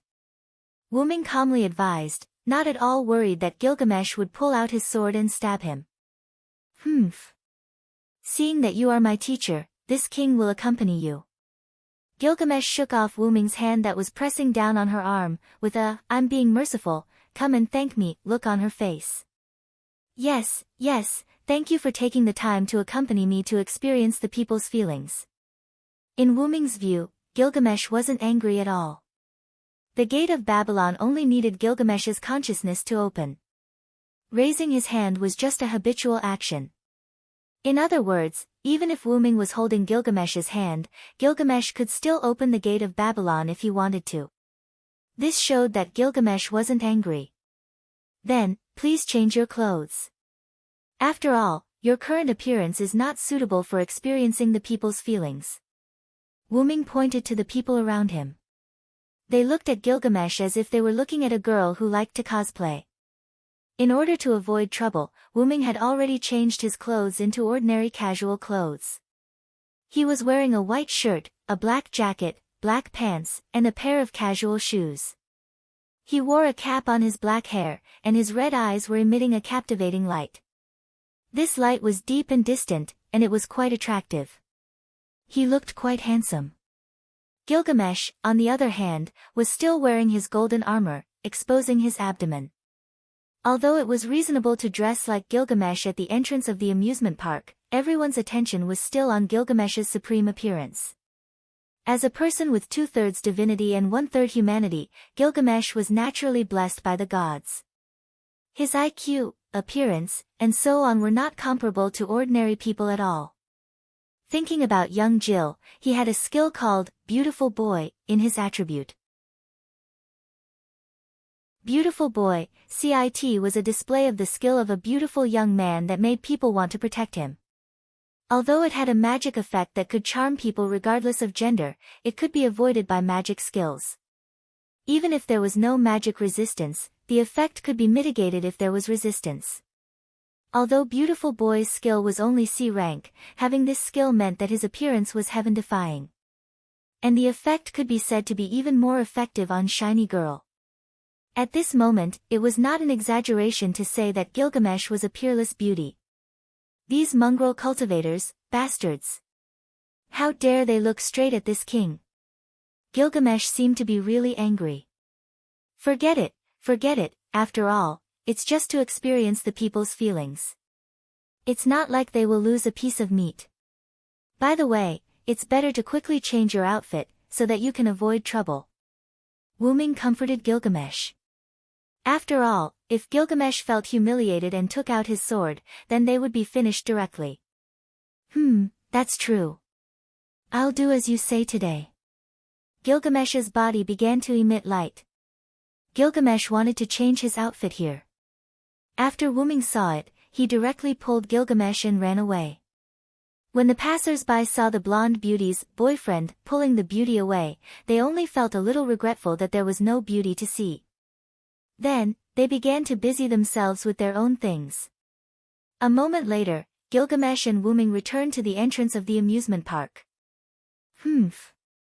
Why does this king have to hide and change his outfit?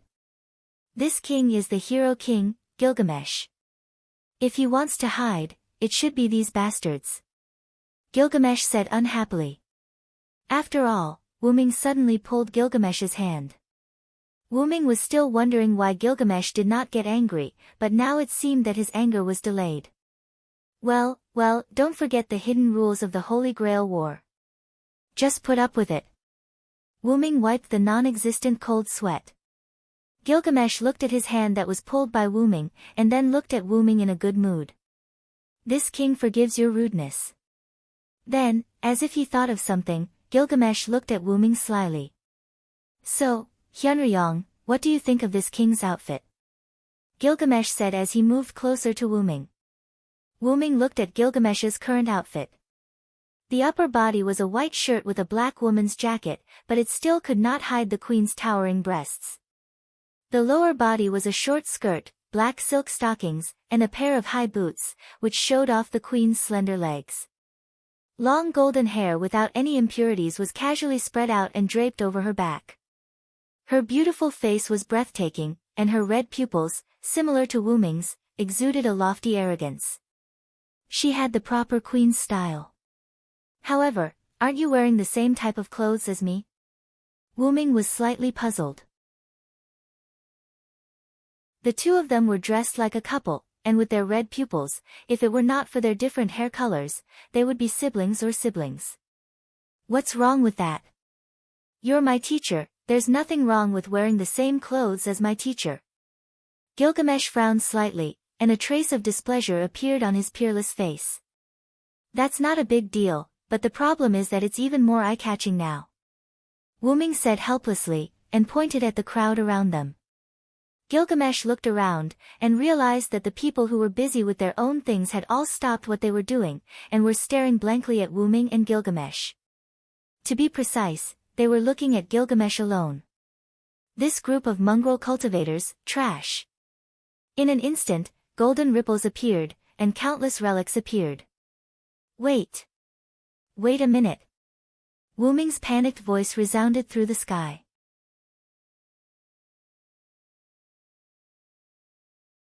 Chapter 326. In the amusement park, Gilgamesh walked while licking his ice cream, while Wuming followed Gilgamesh with a tired face. At the entrance of the amusement park, Wuming stopped Gilgamesh's noble phantasm and used a simple hypnosis magic to hypnotize everyone at the scene and erase their memories. Then Wuming cast a simple magic to reduce his presence on Gilgamesh and quickly ran away with Nyang Shanshan. Although Wuming, as Jack the Ripper, shouldn't be able to use magic due to his class, but he couldn't stop Wuming, the cheater. The servant's body was Wuming's avatar in the Great Source. All the noble phantasm was on the main body, and the noble phantasm on the servant's body was only the avatar of Wuming's noble phantasm. The assassin class was because the Great Holy Grail captured Wuming's adaptability to that class, so it recreated Jack the Ripper's noble phantasm. But because of Wuming's cheating, the power of Source, Wuming's Jack the Ripper was not pure Jack the Ripper, but a new version of Jack the Ripper that was mixed with some other things. That was why Wuming's assassin class had some attributes, skills, and noble phantasm that didn't belong to Jack the Ripper. However, cheating on a large scale was not advisable. Even if it was Wuming, he couldn't violate the rules of the servant class too much. Therefore, Wuming cheated a little, so that Jack the Ripper, who originally couldn't use magic, could use some small magic. Needless to say, the magic of dispel, suggestion, and reducing one's presence was really useful. After that, Wuming bought an ice cream for Jusama to comfort Jusama's dignity. Gilgamesh, who was walking in front, looked at Wuming, who was quite tired, thought for a moment, and threw the ice cream in his hand behind him.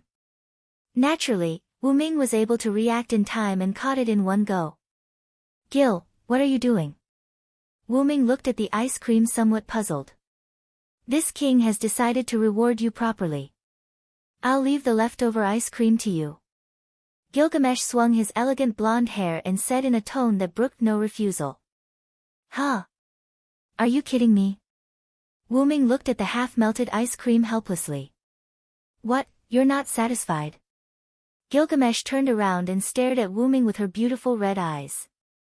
Wuming's eyes revealed the meaning of, if you say no, you're done for. How could that be? Wuming scratched the back of his head awkwardly.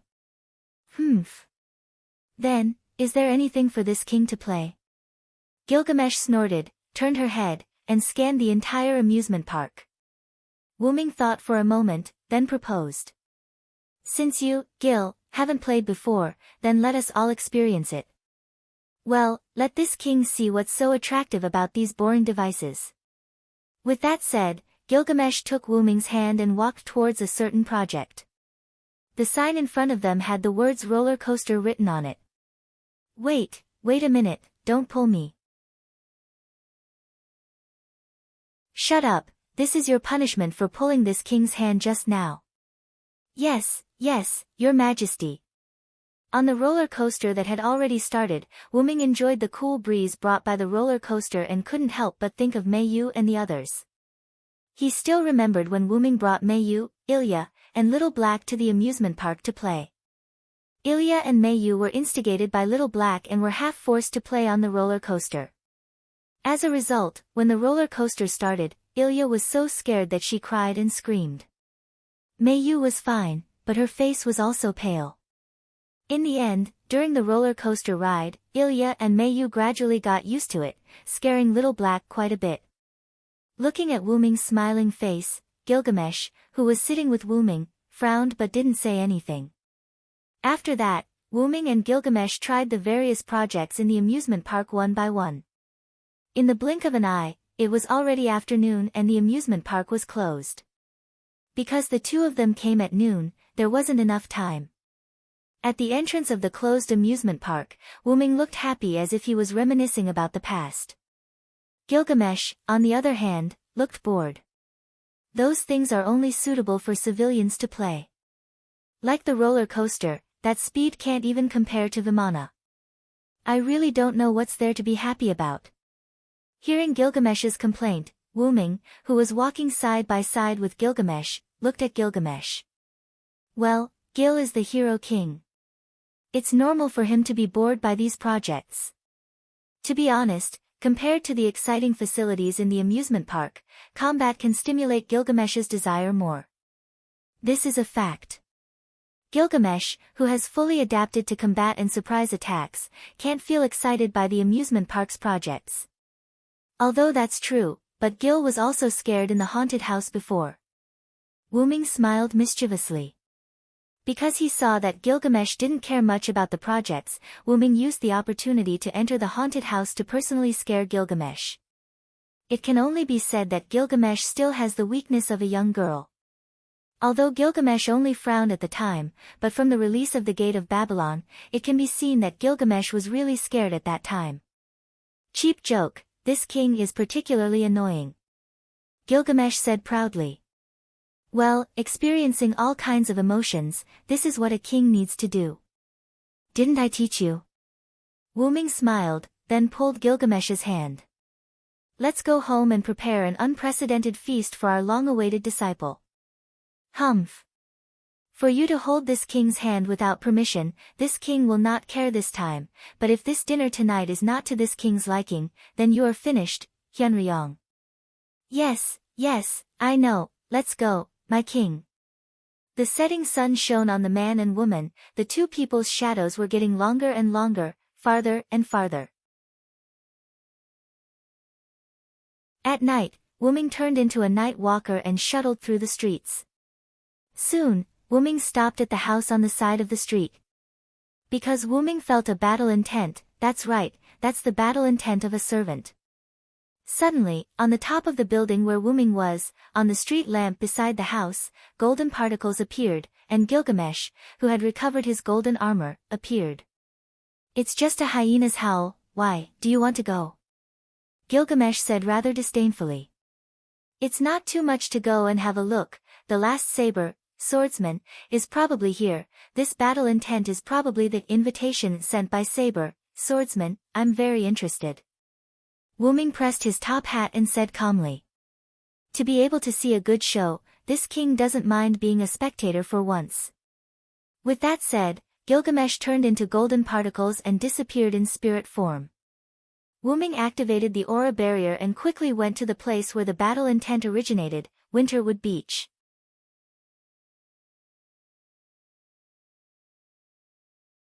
Chapter 327. Wuming activated his aura block and hid near the beach, while Gilgamesh hid behind a street lamp in his spiritual form. Wuming looked at the center of the beach. There was a blonde woman in black armor with a black mask on her face and a black holy sword in her hand. There was no doubt that this was Saber, swordsman, but it was still someone Wuming was familiar with. Artoria. Wuming frowned.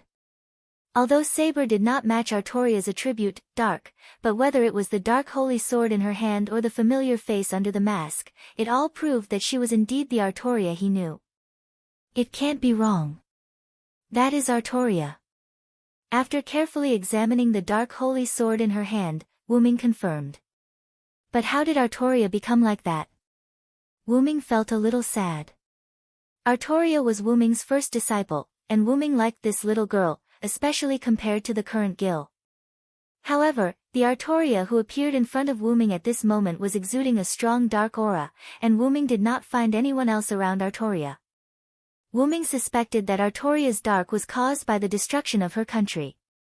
Wu Ming had checked, and with the British silver dragon, which was the historical record of Wu Ming's Britain, Artoria's country was destroyed in the end. With Wu Ming in Britain, the people lived and worked in peace. However, because of Wu Ming's disappearance, although Artoria did not send out knights to search for the Holy Grail like crazy, she still sent out a lot of knights. The knights who cared about Wu Ming were also very willing to search for the Holy Grail. However, due to Wu Ming's departure, Merlin's being trapped in Avalon, he deserved it, and Artoria's lack of power, the ambitious dukes began to target Artoria.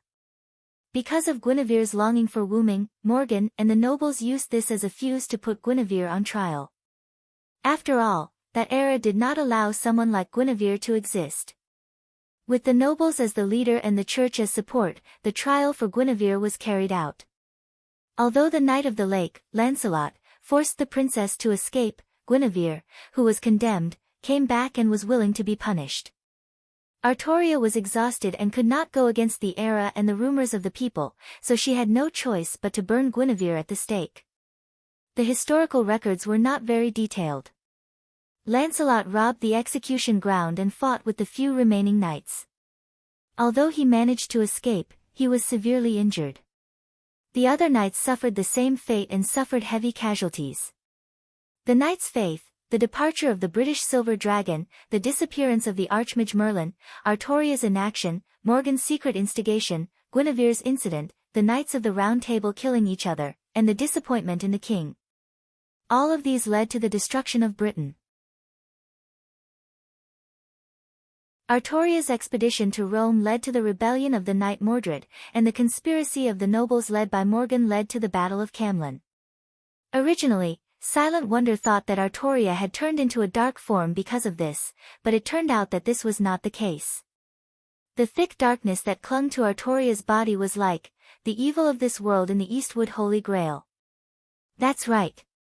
Wu Ming had previously investigated the interior of the Holy Grail in Winterwood City.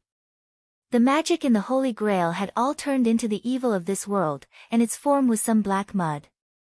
Artoria's body was full of the evil of this world as if she had been soaking in it for a long time. What the hell is going on? Does it have something to do with the Great Holy Grail in Winterwood City? After all, Wu Ming was an assassin without magic, so Wu Ming did not set up any detection spell in the Great Holy Grail in Winterwood City. However, Wu Ming had been checking the Great Holy Grail from time to time for the past 2 days. After all, the evil of this world in the Great Holy Grail was also a threat to Winterwood City. If it was released, it would be troublesome. Wu Ming became serious when he saw Artoria's dark form. It seems that I have to check the Great Holy Grail later, Wu Ming thought. At this time, Artoria, who was standing on the beach, opened her mouth. "You're here, you rascals. Since you're here, don't hide. You'll lose the chance to fight me. I, the Night King Artoria Pendragon, disdain to be associated with you." "Sure enough, it's you, Lia." Wu Ming was completely sure when he heard Artoria's voice. Artoria said something that was unclear, but Wu Ming knew one thing, that was, Artoria was trying to anger the servants who had come to the beach. In Wu Ming's perception, including Artoria and Wu Ming himself, there were a total of 7 servants here. That was why Artoria was provoking them. It seems that Artoria wants to kill everyone in one go. She's quite arrogant, just like Gil. Wu Ming smiled and looked at Artoria, who was standing in the center of the stage. "So, who will show up for King Arthur's provocation?" Wu Ming waited with interest. "So that's how it is, the famous King Arthur. Then, I can't lose my reputation." Accompanied by a deep voice, a brown figure appeared. The clothes of the West Asian style looked particularly cool. A pair of decorative horns were worn on his head. His strong facial features and strong physique showed that this person was strong. "I'm also a king. This time, I'm here as a rider. Please advise me, spare." The muscular rider was quite polite. He was not arrogant like the other kings. Are you the only one, Ryder? Are the others just cowards? Artoria shouted loudly to provoke the other servants who were hiding. And it seemed that Artoria's provocation worked. Humph. In just one night, there were 2 more mongrel cultivators, scumbags, proclaiming themselves kings. You really don't put this king in your eyes. Gilgamesh removed his spiritual form and showed his figure, standing on the street lamp and despising Artoria and Ryder. I can't continue to hide. A rather frivolous voice came, blue particles condensed, and Cuchulainn appeared wearing a sage robe. Yo, I'm Castor, here at Saber's call.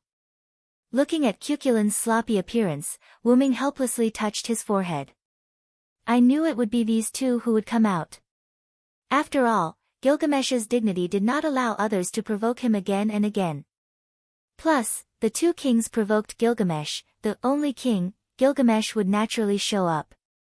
And Cuchulainn did not show up in the first place. Wyrm guessed that it had something to do with his master. Of course, as a caster, his mind calmed down a little. It's quite interesting. Let's not talk about assassin and berserker. Lancer also doesn't show up. Anyway, there are 3 knights. Artoria said without arrogance. Thank you.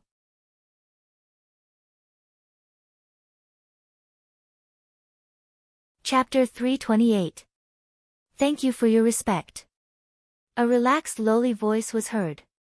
A young girl wearing a cloak and holding a scythe in her hand came out of spiritual form and appeared in front of everyone. The large cloak covered most of the girl's delicate body. Her long purple hair was braided behind her head, and the front part of her long hair casually hung down from the cloak. Although the cloak covered most of the girl's body, one could still vaguely see the girl's petite body. It was not an exaggeration to say that she was a young girl. Oh, Lancer, it's a little girl. Are you interested in a cup of tea? It could only be said that Cuchulainn was really good at flirting with women. After all, Cuchulainn was still Cuchulainn. Whether it was a Lancer or a caster, he would not change. Please allow me to refuse, pervert. Lancer refused without hesitation. She made a clear voice like a newborn baby. Very good, except for berserker and assassin, is everyone here? Artoria nodded with satisfaction and put her hands on the invisible holy sword in front of her. Well then, let us decide the victor tonight, heroes. After that, Artoria suddenly released her magical power. The surging magical power overturned the sand on the beach. It looked quite domineering. You really dare to say that, Saber? Cuchulainn said, not to be outdone. But it's not a bad idea. Ryder crossed her arms in front of her chest and said rather sullenly. Humph. Gilgamesh did not say anything. He just looked down with a look of amusement. Lancer, on the other hand, was silent. Apparently, she agreed with Spare's proposal. That's right, it saves us a lot of trouble. Are you here, assassin? Come out and fight with me. I know you can't be restrained by a mere assassin. Cuchulainn shouted to the surrounding. The other servants seemed to be interested in the assassin and were not in a hurry to start a fight. Seriously, this idiot, is it because Sira remembered me? Wyrm, who was hiding in the dark, said with a headache. After Wyrm left Cuchulainn, the intelligence erase skill was indeed activated. Cuchulainn did not remember any information about assassin. However, this did not stop Cuchulainn from knowing Wyrm's other identity. He was the eldest disciple of the Queen of the Demonic Realm, Cuchulainn Sr., the warrior of Connaught, and the Tyrannosaurus of Queen Maeve. Information erasure only targeted information about assassin, which meant that it targeted information about Jack the Ripper. Because Cuchulainn had seen Wyrm before, even if he lost any information about Jack the Ripper, he still knew that assassin was his senior. It was the same as Wyrm knowing that Castor was Cuchulainn. Both sides only remembered the information of the other side when they were holding guns. For now, both sides only knew who the other side was. Of course, Wyrm, who had learned the Loon magic trick, naturally had an advantage over Cuchulainn. After that, Wuming also lost interest in continuing to hide. He gently jumped and revealed himself. "You are really an idiot, Castor," Wuming complained. "Ha ha ha, anyway, I am very satisfied to be able to fight with you." Cuculin was not angry, but laughed and looked at Wuming full of fighting spirit. "So, let me introduce myself first. I am Jack the Ripper. This time, I came here as an assassin. Please advise me." Wuming did not pay attention to Cuculin. Instead, he introduced himself and even exposed his real name. Ryder frowned as if he was not satisfied that a murderer could be on the same stage as them. However, after thinking about it, he was an assassin after all. It could be said that his courage was commendable. "Although I admire you directly, it is undoubtedly extremely stupid for you to expose yourself as an assassin," Ryder said dully. As for the others, Lancer did not speak much at the beginning and did not say anything. Gilgamesh was very dissatisfied with Ryder's evaluation of Wuming and looked at Ryder with murderous eyes. As for Artoria, since Wuming appeared, she fell into silence. "So, you are the assassin of this Holy Grail war," Artoria said without understanding the meaning, but she had been staring at Wuming with a complicated look. Wuming certainly knew why Artoria was looking at him like that. Without thinking, Artoria also recognized his identity. "That saber over there, he's this king's possession, teacher. Put away your invasive gaze." Gilgamesh saw that Artoria's eyes were a little strange when she looked at Wuming, so he said rather grumpily. "Is that so? Archer, although I don't know how you came to this conclusion, but he is my possession, knight." Artoria stared at Gilgamesh, and Gilgamesh did not show any weakness and stared back at Artoria. "Hey, what's going on? Why do I feel that Saber and Archer are about to fight because of you?" Cuculin said jokingly. Wuming's response was only silence. Could this be the legendary Shuraba? Wuming thought with some uncertainty, and he even swallowed a mouthful of saliva. "It's none of your business, Castor. Do you want to leave as soon as possible?" Wuming stared at Cuculin fiercely. However, Cuculin picked up his staff and spun it twice. "I can't wait." Then he looked at Wuming full of fighting spirit.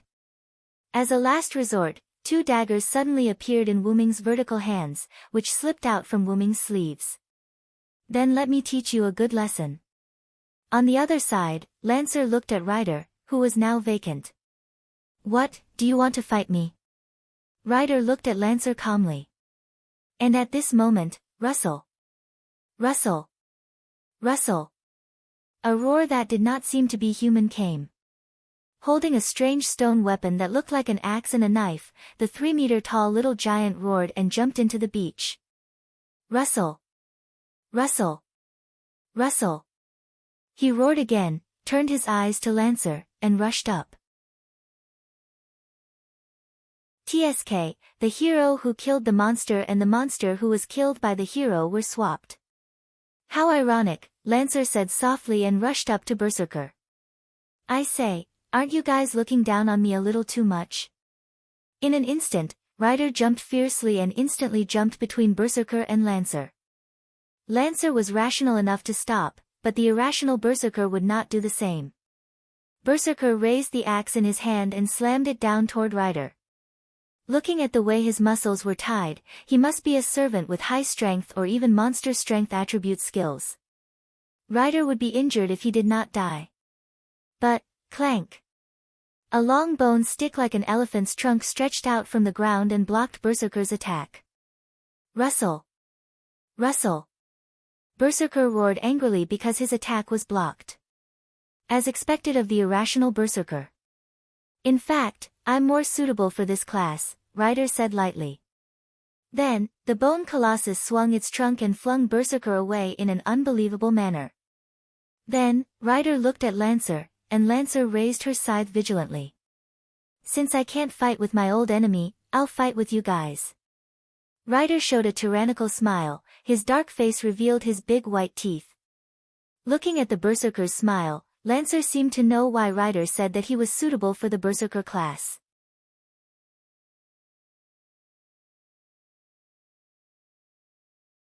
Chapter 329. The timeline was pushed back to the day. Enosaka House. The manager of Winterwood City, Enosaka Tashiomi, elegantly held a glass of red wine with one hand behind his back. He stood in front of the window and looked into the distance. His eyebrows were full of haze. On the back of his hand that was holding the red wine, 3 scarlet incantations were engraved like mysterious circles. Knock knock. There was a knock on the door. Please come in, Enosaka Tashiomi said. Creak, the door opened with the sound of the door opening. A young priest walked in. If Wuming was here, he would definitely recognize him. He was the priest that Wuming met at the Chinese restaurant that day. His name was Yen Fengkiri, the son of the old priest that Wuming met at the church in Winterwood City. Kiri, what's the matter? Enosaka Tashiomi turned around and looked. The haze between his eyebrows disappeared a lot. Sensei, a suspected servant was found near Tabaki Amusement Park. Yen Fengkiri said very respectfully. Is it confirmed? Enosaka Tashiomi said seriously. Yes, according to my father's information, it is currently confirmed to be Archer. It is very likely to be a king. Yen Fengkiri said carefully, afraid to make his sensei angry. Sure enough, after Enosaka Tashiomi heard it, the haze between his eyebrows gathered again. It was taken by others. I was too careless. I didn't expect that in addition to the world's first snake fossil, there would be a holy relic that could make the most ancient king appear. Enosaka Tashiomi said rather angrily. However, this is also expected. Calm down. But in an instant, Enosaka Tashiomi calmed down. After all, the Enosaka family's motto was to always be elegant. However, Yen Fengkiri had a feeling that Enosaka Tashiomi was holding on. That's right. Teacher has successfully summoned another king, Yen Feng and Chili flattered from the side. However, Enosaka Tashiomi's expression at the moment was somewhat helpless. In an instant, brown particles appeared. Rider dispelled his spiritual form and stood beside Enosaka Tashiomi. I know, you are disappointed to summon me. Rider's dull voice came. No. How could that be, my king? Tashiomi Inaka bowed to Rider. After all, your original target was the ancient king. I'm nothing compared to the ancient king. I can't even compare to my rival, the one from the Macedonian kingdom, Rider said in a low voice, although it seemed like he was belittling himself. Your Majesty, how could Tashiomi Inaka not know? The king in front of him was indeed inferior to the oldest king, and the difference was huge. You don't have to say too much. The only thing I can do is to help you obtain victory in the Holy Grail War and fulfill my own wish of being able to fight against my old enemy once again. After saying that, Rider's mind went blank as he thought about his formidable enemy. After saying that, Rider's spirit form disappeared. After noticing that Rider had left the room, Yen Fengili was slightly puzzled. Teacher, since the king is weak, why did you summon this king? Taking a look at Yen Fengqi, Tashiomi turned his head and looked into the distance again. Qi Li, Rider's combat power is indeed inferior to the ancient king, but don't underestimate him. Tashiomi Inaka maintained his smile. Yen Fengqi Li still didn't understand, but he knew that at least Rider wasn't as mediocre as his appearance suggested. The most important thing is that Rider is very obedient. Yen Fengqi Li suddenly understood. Tashiomi Inaka continued to smile as he looked into the distance. The Holy Grail, Amito residence. In the house that was completely normal, Lancer sat on the sofa and watched TV. After a while, a soft and gentle voice came. That, Sister Anna, the food is ready. Come and eat together. A black-haired loli with energetic eyes stuck her head out and looked at Lancer who was sitting on the sofa. The black-haired loli was Sakura Inaka. Because she was adopted by the Amito family, she changed her name to Sakura Madu. Okay, I know. Anna said faintly and sat at the table with Sakura Madu. Although servants didn't need to eat, Lancer still ate like an ordinary person to make his little master more relaxed. Sakura Madu looked at Lancer, who buried his head in eating, then looked at the command seal on the back of her hand and smiled. "I'm so happy to be able to meet Sister Anna," Sakura Madu said. However, the young Sakura Madu didn't notice that Lancer, who was sitting opposite Sakura Madu, was shocked, but he quickly returned to normal. After dinner, Sakura Madu took the initiative to clean up the dishes. "Then, Sister Anna, I'll go to the basement later and clean it up," Sakura Madu said softly. This was because Tongying had been doing this for the past few days. She had been cleaning the rocks. "The basement is full of stones. I'll go to the basement to clean up all the stones." Suddenly, Lancer said. "Oh. Is that okay? I want to let Sister Anna rest more. Sister Anna saved me. I can do these things. Sister Anna just needs to participate in the Holy Grail War," Sakura Madu said worriedly, and then looked at Lancer with a smile. Lancer couldn't help but look at Sakura Madu and remembered the scene when he was summoned. Countless insects were rolling over, a skinny and terrifying old man threw Sakura Madu into the insect pile, and a man struggled to summon a servant. However, Lancer found that he was summoned by Sakura Madu, but the summoning magic was provided by that man. "Ga ga ga. Yenya, I didn't think that your death could be useful." "Very well, then let Sakura fight in your place." The skinny and terrifying old man made a strange laugh. However, swoosh. With the flash of the sword, Sakura Madu, who was not transformed by the insects, found that the squirming insects stopped moving.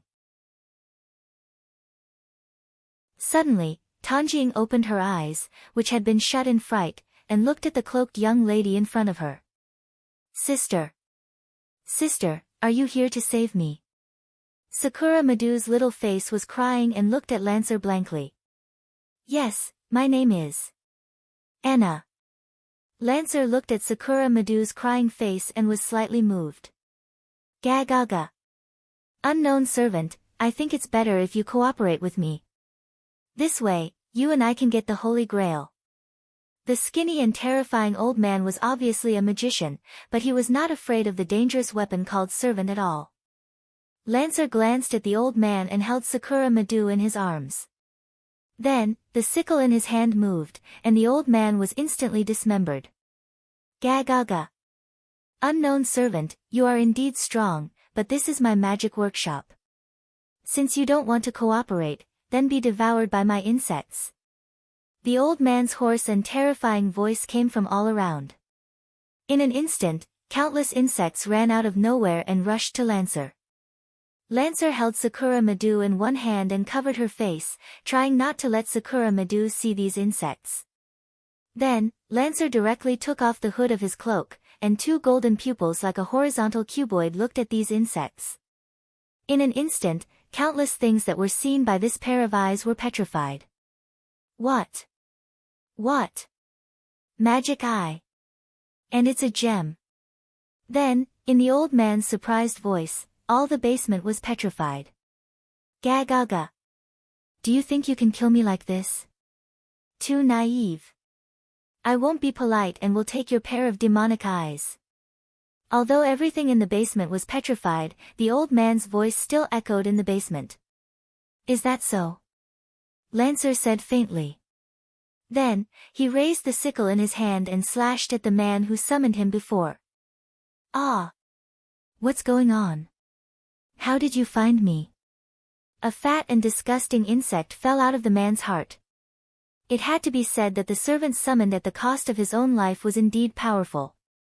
Lancer easily sensed something hidden in the dead man's heart. "Goodbye." Lancer looked at the fat insect with his magic eye. Lancer's calm voice was full of serenity. "No. No. How can this be? My trace. My..." The voice stopped abruptly, and the fat insect was petrified. Lancer held Sakura Madu and walked step by step toward the basement door. Bang! When he walked near the statue of the fat insect, the statue broke.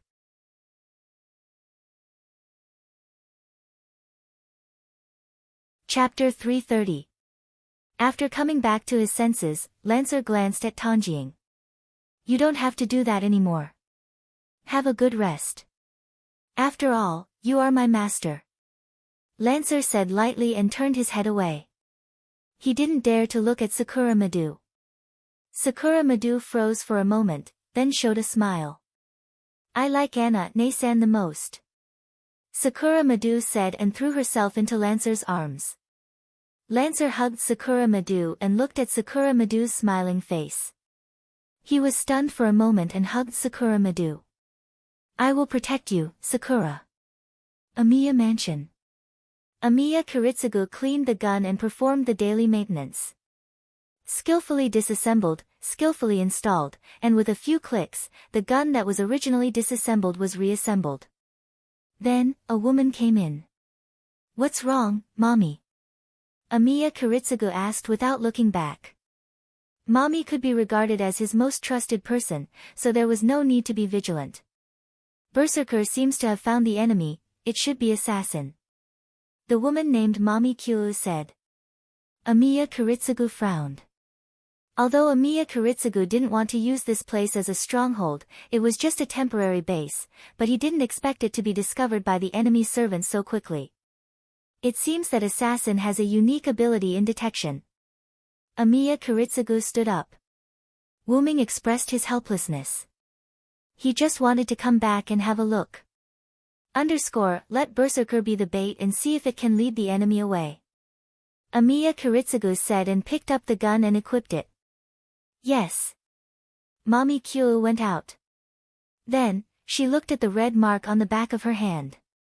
The mark was quite eye-catching. It was 3 strange command seals. Amiya Kiritsugu wore gloves to cover the mark. Soon, Takeo Jiryu returned. Did something happen? Amiya Kiritsugu asked. No, assassin retreated by herself, Takeo Kuyu said. Hurry up and leave this place. Find another base. Amiya Kiritsugu frowned. Yes. Amiya Kiritsugu took Kuyu Mamie and the spiritualized berserker to find a new base. Because he wasn't sure if there was an assassin following them, Amiya Kiritsugu arranged a simple detection technique around them. Although it might not be useful against assassin, it was better than nothing. After taking a break, Amiya Kiritsugu lit a cigarette. Kiritsugu, madam. Kuyutake said worriedly. If nothing goes wrong, we'll arrive soon. Amiya Kiritsugu puffed out a mouthful of smoke. It was obvious that he was an old smoker. Then I'll go to the airport to check. Amiya Kiritsugu nodded, and then Takeo Kuyutake left. Only Amiya Kiritsugu was left in the room. It's just that I always have a bad feeling. After a while, Takeo Kuyutake came back anxiously. Not good, Kiritsugu, something happened to madam. Amiya Kiritsugu closed his eyes helplessly. At night, Amiya Kiritsugu took Takeo Kuyutake to the beach. According to Takeo Kuyutake's report, Saber came here as soon as they got off the plane. Amiya Kiritsugu came alone to a tall building with a panoramic view of the beach. Takeo Kuyutake lurked near the beach with the spiritualized berserker. Picking up the sniper rifle, Amiya Kiritsugu saw Saber. An unknown black armor covered Saber's whole body, and a faint black mist spread from Saber's body. Only Saber's master, Amiya Kiritsugu's wife, Alice Phil, was missing. Saber is different from before, Ali disappeared, what's going on? Amiya Kiritsugu said rather irritably. Yes, Saber's master was Alice Phil, not Amiya Kiritsugu. The House of Einstein barons wanted to hire the magician killer Amiya Kiritsugu to carry out this Holy Grail war. Because of money, Amiya Kiritsugu accepted the hire and married into the House of Einstein barons. After a few years of getting along, Amiya Kiritsugu and Alice Phil had sparks of love, and the two had children. However, when summoning servants a few days ago, Alice Phil was suddenly chosen by the Holy Grail, and a stigmata appeared on her hand. Amiya Kiritsugu had been chosen a long time ago, and a stigmata appeared on his hand when he married into the House of Einstein barons. Therefore, the head of the House of Einstein barons, Ahad, let the two of them summon servants together. This could be regarded as cheating, but because of this, the House of Einstein barons had two servants, Saber with the best attributes, and Berserker with the strongest combat power. In this way, Amiya Kiritsugu chose to take Berserker, who was not rational and easy to control, to come to Winterwood in Japan in advance and set up an ambush in advance, and Alice Phil came to Winterwood with Saber later. However, according to Kuyumamiya's report, Saber got off the plane alone, and there was no trace of Alice Phil beside her. And Saber also changed from the original Noble Knight King to the current appearance. "Ali, where did you go?" Amiya Kiritsugu murmured. In any case, Amiya Kiritsugu only had one goal, to win the Holy Grail War. Looking at the Night King began to provoke the surrounding servants, one after another servants appeared, and even assassin appeared. In that case, Mamiya, let Berserker also participate in the chaos. Amiya Kiritsugu said to the communication device. After all, Amiya Kiritsugu was not a magician who relied on servants, his goal was the master of these servants. Yes. Kuyumamiya's voice came from the other side of the communication device. Because of Amiya Kiritsugu's instructions, Kuyumamiya could also command Berserker. Seeing Berserker break into the 6 servants, Amiya Kiritsugu picked up the sniper rifle. Except for those special servants, the servants could not be far away from the master, and the other masters must be hiding in the surroundings, near the beach. What Amiya Kiritsugu wanted to do now was to use the 7 servants to lure out the master's traces. Amiya Kiritsugu, who knew Berserker's strength, was not worried that Berserker would have an accident. At worst, he could use the command seal. After all, Berserker was not rational, and there was no need to use the command seal to contain Berserker. At the same time, Sakura Madu was now hiding inside a container on the beach. Although she was afraid, Sakura Madu still looked at Lancer in the distance through the gap of the door. "You hide inside, no matter what happens, don't come out." This was Lancer's first words to Sakura Madu, and Sakura Madu remembered it firmly. "Anna ne-san." Sakura Madu anxiously held her small hand with the command seal and said anxiously. Of course, this was for Sakura Madu as a child, but for Kenneth as a magician, it was different. He was very hidden. Kenneth and Sora were in a house not far from the beach, and the owner of the house had been hypnotized by Kenneth. Through the familiar, Kenneth could clearly see the big battlefield of the 7 servants. "Is it really okay to let Castor get involved like this, Kenneth?" Sora naturally also had a familiar, and she could also see the scuffle on the beach. After all, the servants of the other masters have already appeared, and Castor also said that he is suitable for the battlefield, plus I am the head of the House of Akipalud, naturally, I can't lose the name of the aristocracy. Kenneth said proudly. "As long as you are happy," Sora said indifferently. Although Castor was indeed handsome, Sora was not the kind of person who would casually fall in love with a dead person. She was a proud noble. At this time, the situation on the battlefield changed.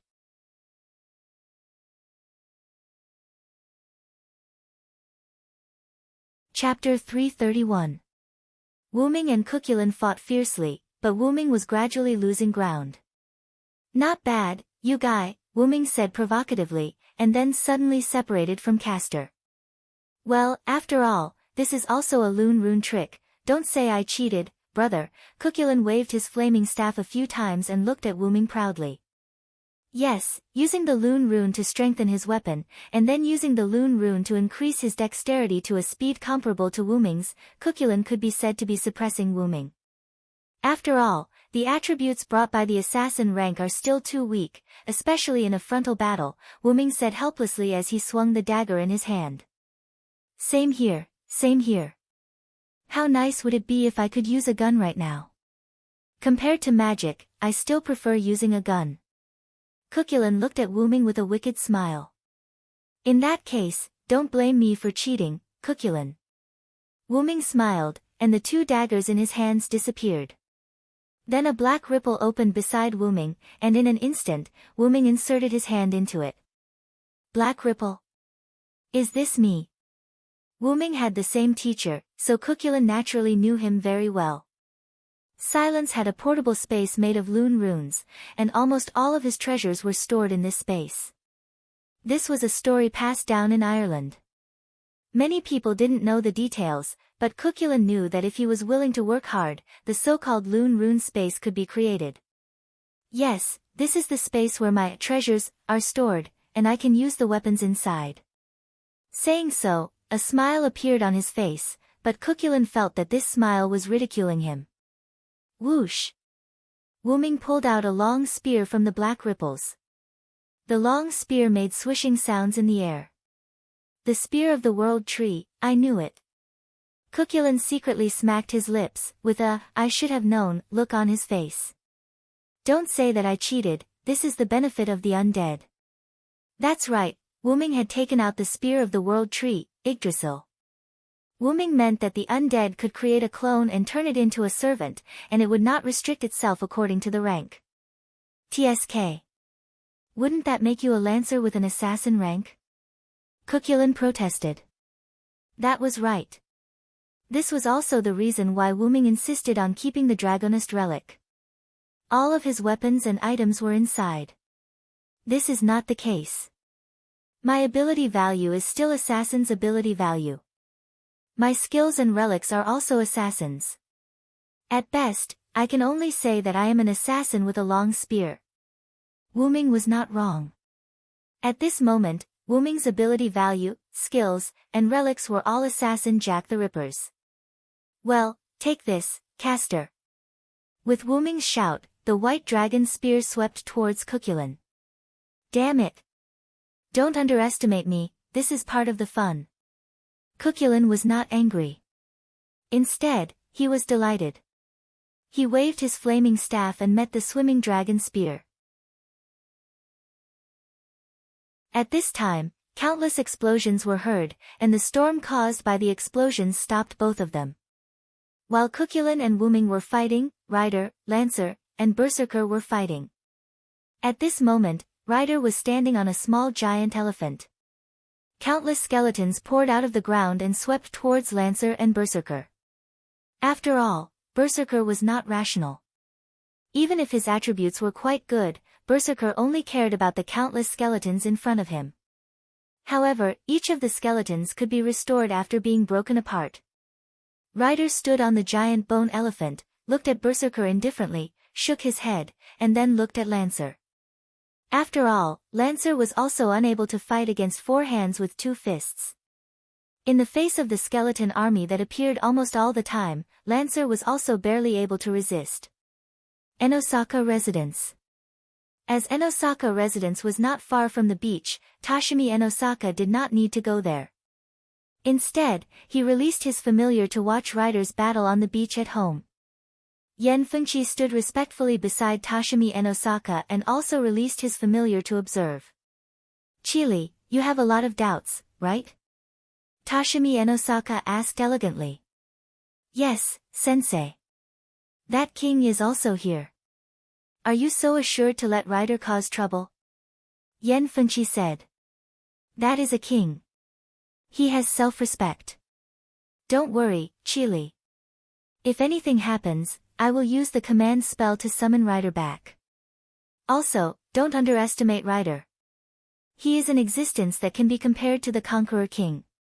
Although he is not Archer's opponent, the Holy Grail War is not only a test of servants, but also a battle between magicians.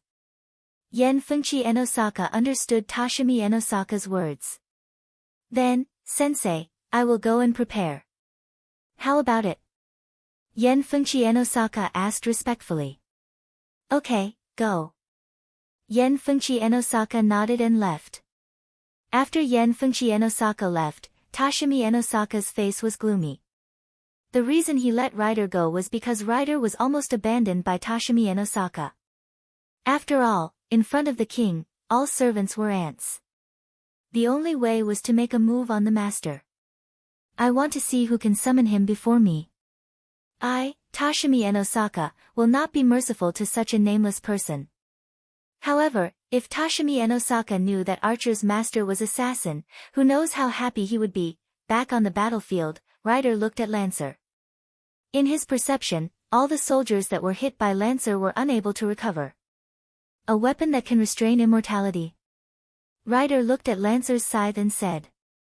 His soldiers all had strong immortality and indestructibility.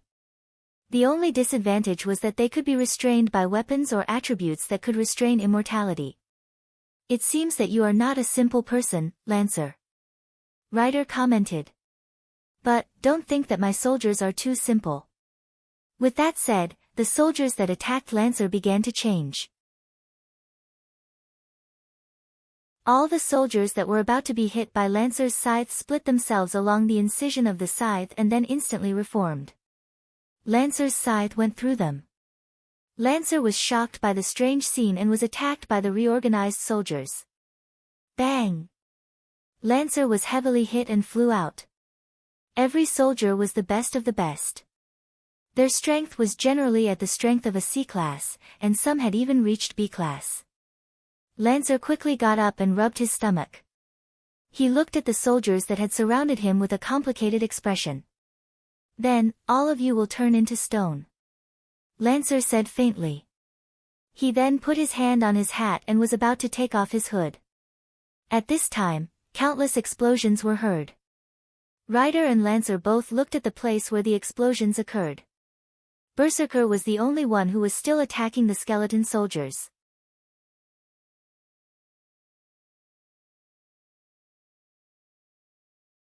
Chapter 332. Artoria and Gilgamesh were glaring at each other. Even when the others had started fighting, they were still glaring at each other. How vile. This king thought you were a clown. I didn't expect you to be a thief. Do you really want to steal this king's possession, teacher, so badly? Gilgamesh said arrogantly. I don't know where you got that conclusion from, but he is my possession, knight. This will never change. You, on the other hand, are a king. Don't you dare tell me your real name. Artoria sneered at Gilgamesh. Humph. You call yourself king in front of this king.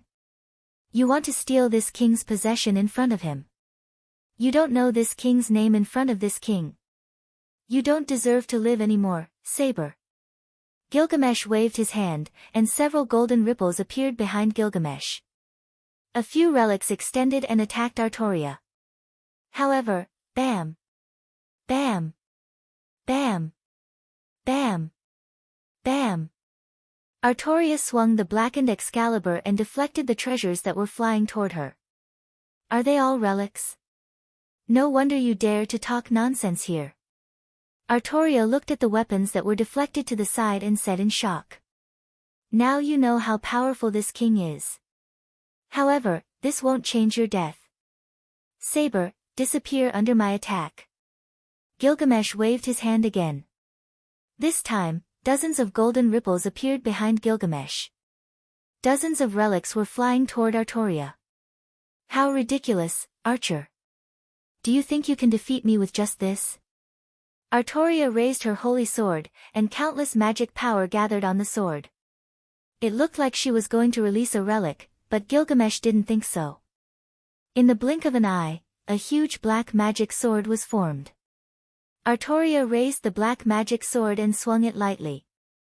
The treasures that were flying towards Artoria were all knocked away. You condensed your noble relic on the sword and didn't use it. Well done, Saber.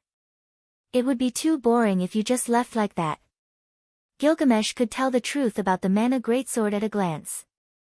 When Wu Ming used his sword, he liked to condense his relic on his sword and not release it. He used it as a giant sword. Well, Artoria learned it from Wu Ming. However, Gilgamesh knew that it was Wu Ming's trick.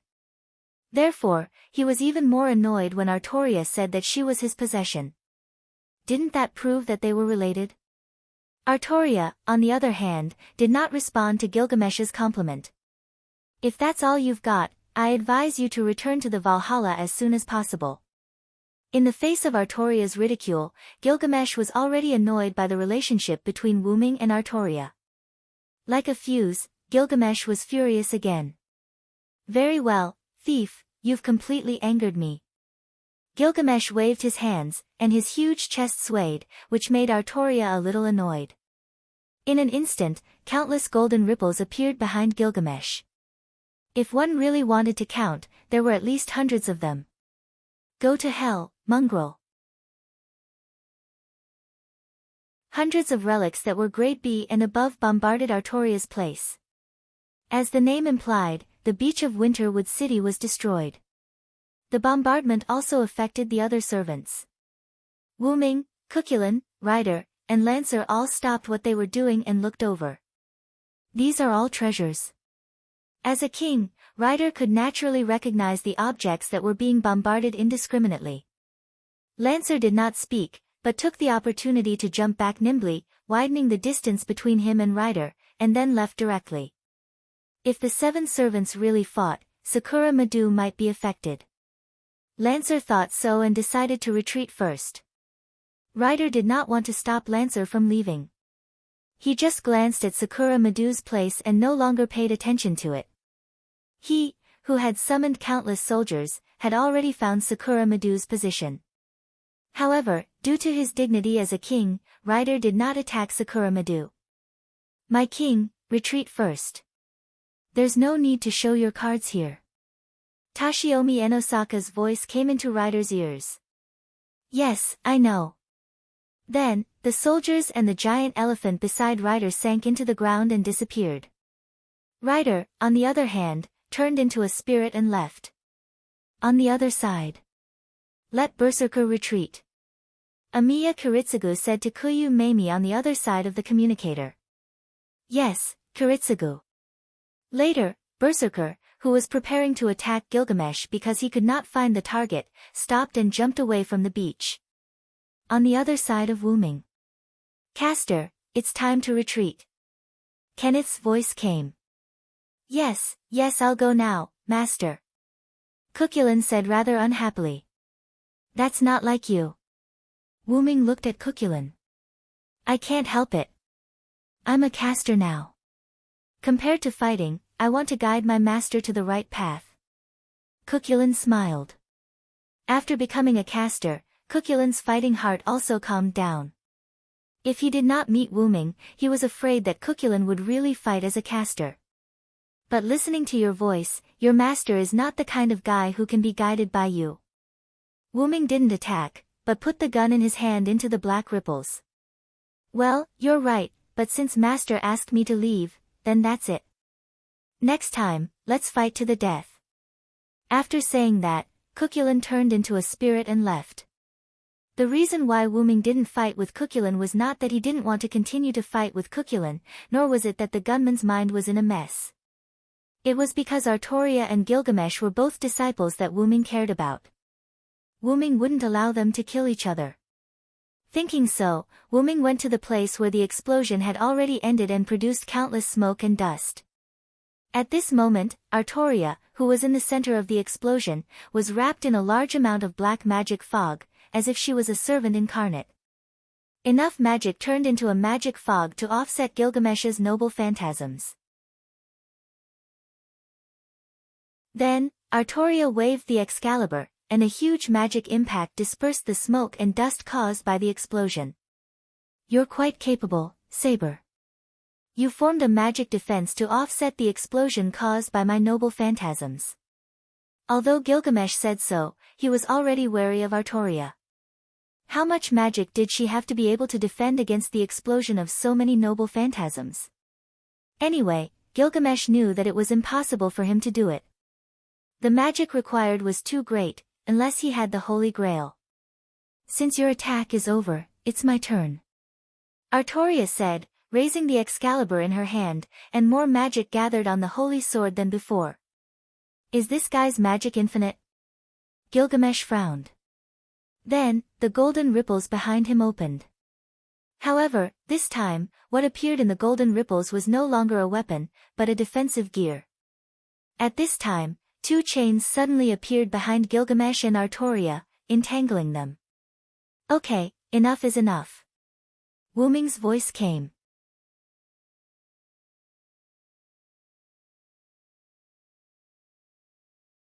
Chapter 333. A black ripple appeared behind Artoria and Gilgamesh, and the chains came out from it. On the other side, Wyrm grabbed 2 chains with one hand, and the chains went into the black ripple. It was the fake Enkidu from Wyrm's dragonist.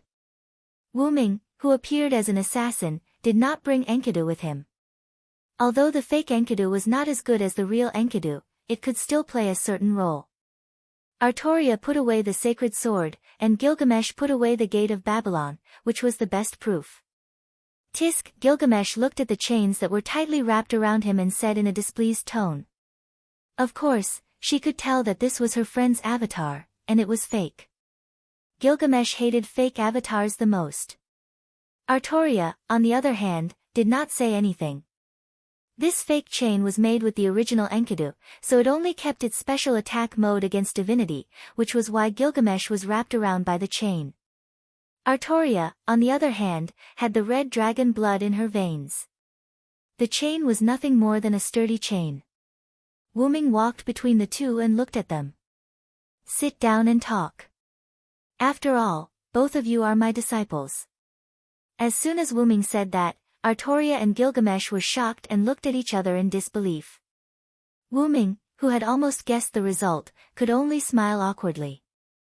The next day, in the small mansion that Wyrm bought, Gilgamesh was sitting on his personal chair, looking angry, while Wyrm was reading the newspaper in a relaxed manner. A natural gas explosion near the beach in Winterwood City. Why is it always a natural gas explosion? Wyrm laughed. At the same time, Wyrm looked at Gilgamesh. Since Gilgamesh came back yesterday, Gilgamesh had been throwing a tantrum. Well, a girl throwing a tantrum. If the male version of Gilgamesh was here, Wyrm would have slapped him a long time ago. Therefore, girls needed to be coaxed, even if they were his disciples. Is Gilgamesh still angry? Wyrm asked softly. Gilgamesh did not say anything. He crossed his arms and closed his eyes. But Wyrm could understand. First, he hid the fact that Artoria was Wyrm's disciple, deceit, then he used Gilgamesh's friend against Gilgamesh, insult, and even defended Artoria, from Gilgamesh's point of view. All kinds of signs caused Gilgamesh to be angry, which was understandable. I didn't mean to hide it deliberately. After all, I have experienced too many things. If you told me everything, I would be very busy. As Gilgamesh's teacher, Wyrm could naturally see what Gilgamesh was upset about. Then, Wyrm continued. And the reason why you used Enkidu was because you were too disobedient. Wyrm suddenly became strict. Gilgamesh was slightly moved, but he still kept silent. Only his eyes opened. Do you remember our purpose? It's not the Holy Grail War, but to investigate the source of the black mud. It's not wrong for you to blindly go to war with the servants, but there must be a limit to everything. You are easily angered. Wyrm gently taught Gilgamesh, as if they had returned to the past. As for letting Artoria go, that's because Artoria must be related to our target this time. You know, we should cast a long line to catch a big fish. Wyrm advised earnestly, hoping that Gilgamesh could accept it. Humph. Even so, it can't make this king calm down. Although Gilgamesh said that, Wyrm, who knew her well, knew that her anger had mostly dissipated. A Uruk Hyunryung feast. Wyrm said the name of a set of dishes. Because Wyrm was a good cook in Uruk, the set of dishes was once famous in Uruk and even in Babylonia. Therefore, almost everyone who tasted it said that if they could eat it again, they would dare to go to hell, which was enough to show Wyrm's superb cooking. Gilgamesh swallowed, thought for a moment, and said, Deal.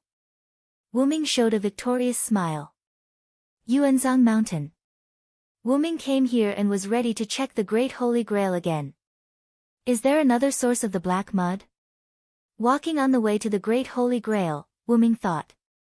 After all, the black mud inside the Great Holy Grail was the evil of this world, and as long as there were humans, there was still a source of evil, then the evil of this world would not go extinct. It could be said that as long as humans existed, the evil of this world would not go extinct. But I always have a bad feeling. When he came to the innermost part of the great Holy Grail, Wuming saw a figure. Artoria? Yes, Wuming saw Artoria. Artoria was wearing black armor, her hands were on the sword inserted in the ground, as if waiting for something. What's going on? Artoria. Wuming frowned and asked Artoria. However, Artoria did not speak, she just opened her closed eyes and looked at Wuming with her golden eyes full of severity and tyranny. I didn't expect you to find this place, assassin. Suddenly, a man's voice came from the nearby shadow. Hearing this voice, Wuming's heart was filled with a sense of crisis. This feeling, Wuming instantly took out the meteor silver and looked at the shadow with 200% vigilance. It seems that you're not an ordinary servant. I'm afraid that Jack the Ripper isn't your real name. A young man with a green top hat, a green coat, and a gentle smile, who looked less than 30 years old, came out from the shadow. Although he was smiling, Wuming could feel the filth in his body. Wuming did not ask, "Who are you?" or anything like that. It was obvious that he was an enemy that would not rest until one of them was dead. With his A-class agility, Wuming instantly rushed in front of the tall hat man, and Wuming raised his sword and was about to slash down. However, when Wuming's sword was still a little bit away from the tall hat man, Wuming's sword was bounced off. Clang! Wuming looked at Artoria, who used her black holy sword to bounce off his sword, and quickly retreated. He quickly opened up the distance between them. Artoria put down her holy sword and stood in front of the tall hat man to protect him. This made Wuming could not help but frown. Although I don't know why you are so hostile to me, but it seems that I also hate you, assassin. The tall hat man continued to smile as if nothing had happened. Let me introduce myself first. I am Rafe Lionel Florence. Nice to meet you, assassin.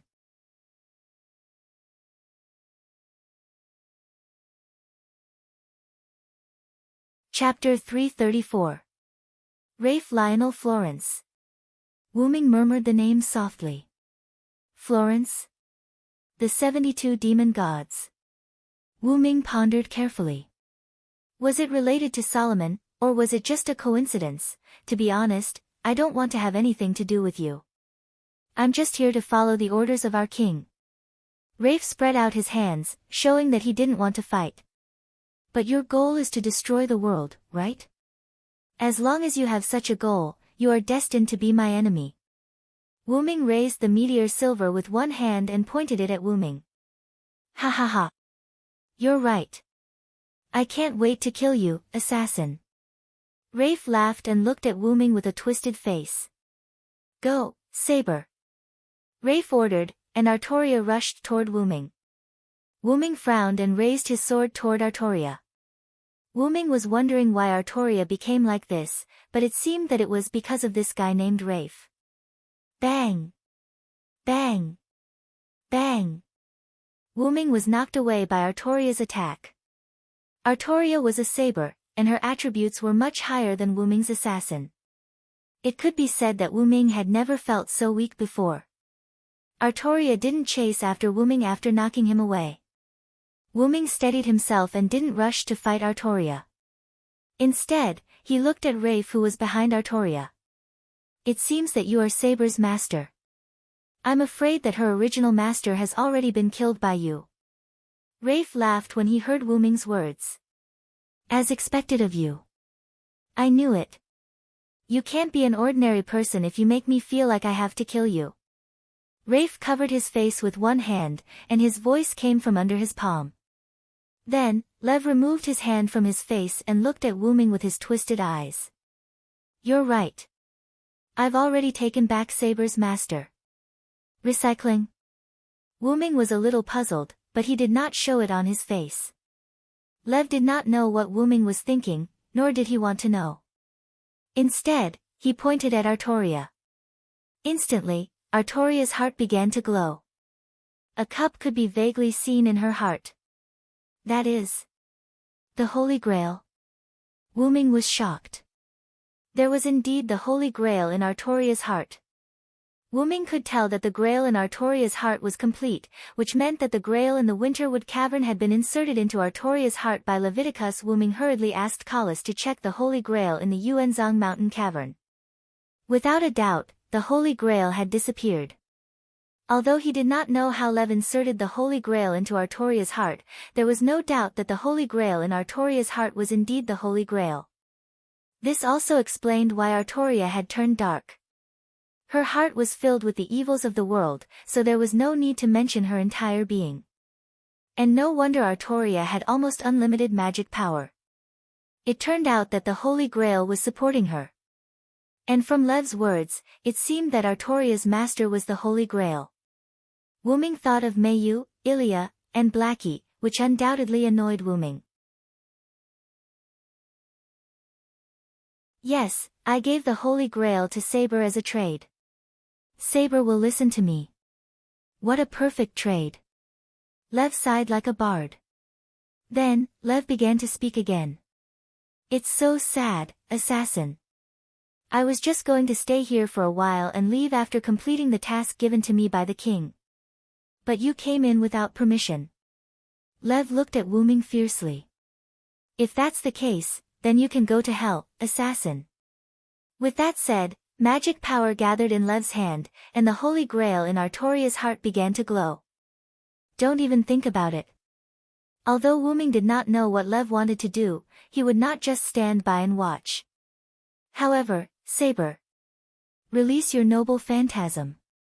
Sure enough, Lev was also a smart person. He directly ordered Artoria to release her noble phantasm. Although Wuming did not know whether Artoria was forced to obey Lev's order or not, he was sure that Artoria listened to Lev and began to condense her noble phantasm. Excalibur.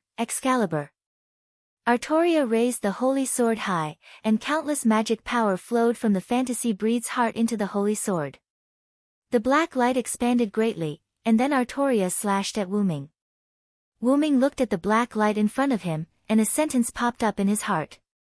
Does this count as being chopped, dong?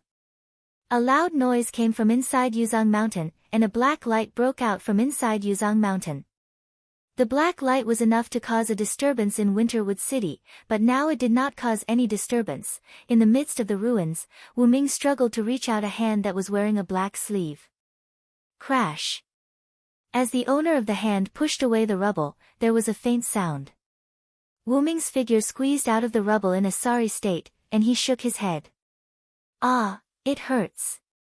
I almost went back to my roots. Wuming sat on the rubble in a sorry state, and he held his head in pain. Master, if you did not activate the inherent barrier at the critical moment, with your current attributes, I'm afraid you would have returned to your original body, Kalas, who was on Wuming's head, said. Although Wuming's body was quite broken, the top hat had always been clean. Well. After all, who knew that Artoria could release her noble phantasm in an instant? Wuming laughed. That was right. Logically speaking, the light cannon noble phantasm needed a short time to charge, and without charging, the power of the light cannon noble phantasm was not enough to be compared with a noble phantasm. As for Artoria's instantaneous noble phantasm, it should be a convenience given to her by the Great Holy Grail. Fortunately, Jack's noble phantasm is useful, or else I would be dead.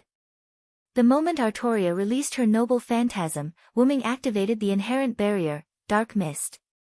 Although he succeeded in pulling himself into the inherent barrier, he was still sent flying by Artoria. Therefore, even though Wuming looked rather wretched, his foundation was not damaged much. After using magic to repair his body, Wuming began to pay attention to his surroundings. Looking at the burning streets around him, Wuming frowned. I remember that I was sent flying in the direction of Winterwood City, and the burning here does not seem to be caused by me falling. Wuming looked at the burning Dongmu City, and felt a sense of uneasiness as he felt the extremely turbid aura. Then, Wuming jumped onto a tall building that was almost completely burned.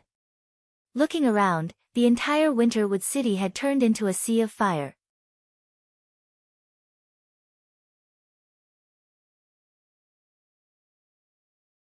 Chapter 335. Bang!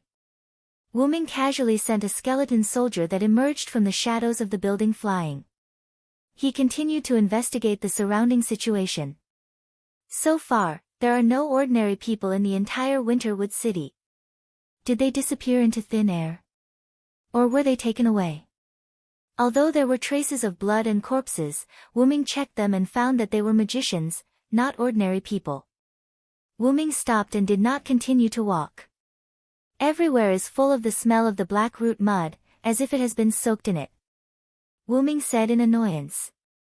No matter what, let's go home and Gil first. Wuming was worried about Gil. After all, the city was now empty, only some skeleton soldiers and ghosts. Maybe the other 6 servants besides Wuming also disappeared. Therefore, Winterwood City was full of contaminated magic. Wuming could not detect the changes in the magic of Winterwood City. That is to say, if there was a battle, Wuming could only hear it through his eyes and ears. Just like now, wah! What the hell is going on here? A girl's cry for help came. There are still people alive? Wuming's eyes lit up. Let's go and see. With that, Wuming disappeared. On the other side, a white-haired girl was running angrily, and behind her was a group of skeleton soldiers. That's right, a group. This made Wuming, who came here, could not help but blink. Is this guy's luck? That's right, although there were a lot of skeleton soldiers, Wuming basically encountered the scattered skeleton soldiers in the shadows of some tall buildings. Did the skeleton soldiers know how to hunt the weak together? Thinking like this, Wuming walked toward the girl, and his hands did not stop moving. The girl did not seem to notice the arrival of Wuming, she was an assassin, and continued to run. However, as often happens in melodramatic plots, the girl tripped. Damn it, don't underestimate me, I'm the master of animus.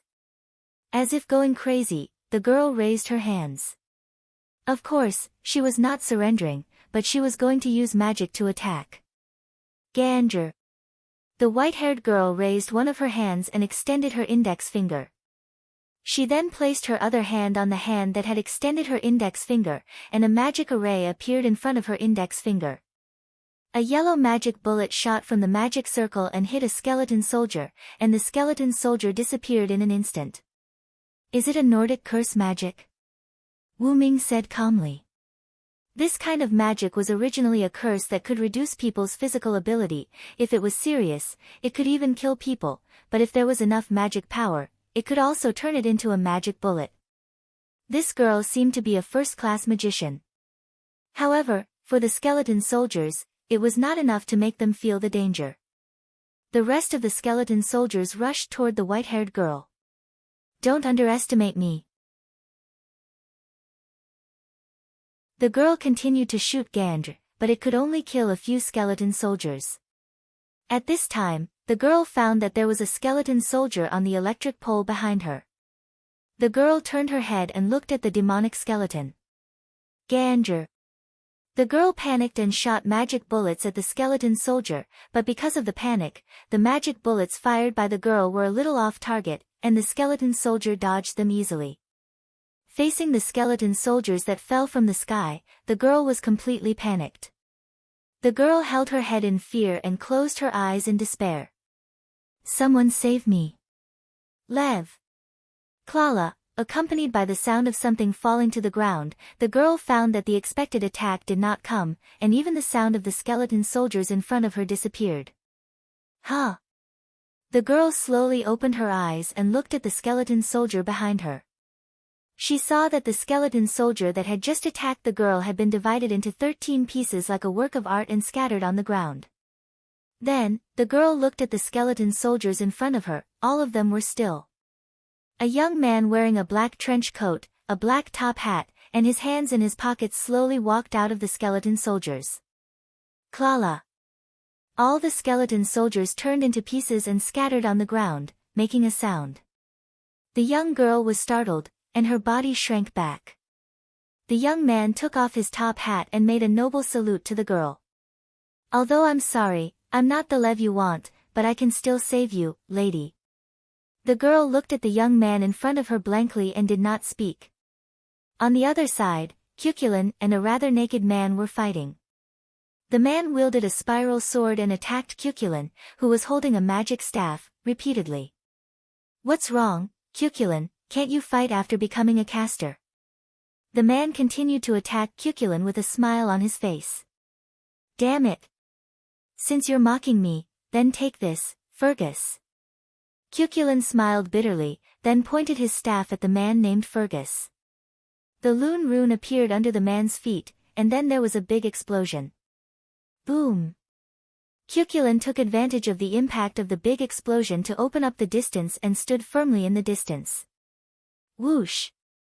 Fergus waved the spiral sword in his hand, and the smoke caused by the big explosion dissipated, then he put the spiral sword on his shoulder. "You're really worthy of being called a Lune rune while fighting. You've become a caster, your brain is also good." Fergus continued to smile and looked at Cuchulain.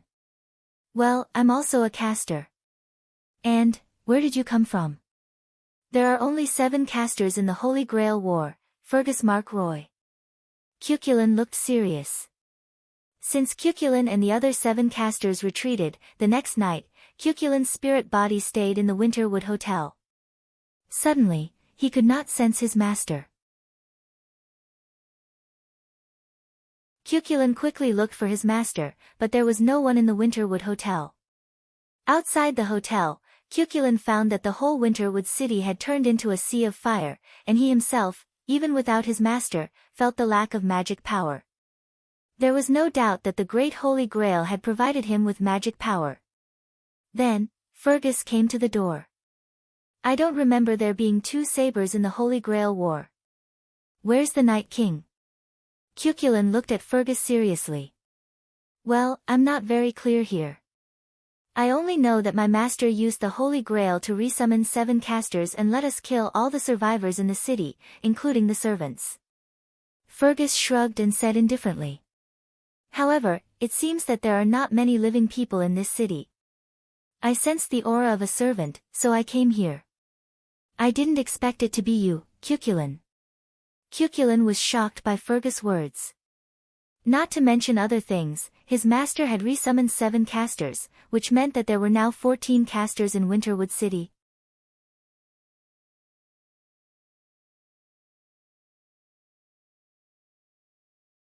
Chapter 336. That is to say, now it's a battle royale between 14 servants. No, it should be 7 servants versus 7 servants. Cuchulain laughed maniacally.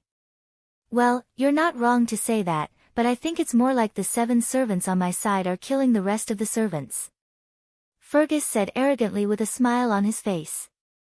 "Since you're going to leave, I'll tell you, Cuchulain," Fergus said, raising the spiral sword in his hand. "Your saber belonged to us from the start, and your berserker was too noisy, so we surrounded him and killed him. But to be honest, he's quite capable." Fergus still had a smile on his face. Cuchulain felt a sense of crisis in his heart, and he quickly began to draw the Lune rune. "If you can resurrect 11 times, I have nothing to say, but you will still be killed by us." The spiral sword began to emit a strange light. Cuchulain, who was familiar with Fergus, knew that it was the precursor of Fergus's noble phantasm. "Goodbye, my adopted son and friend, Cuchulain."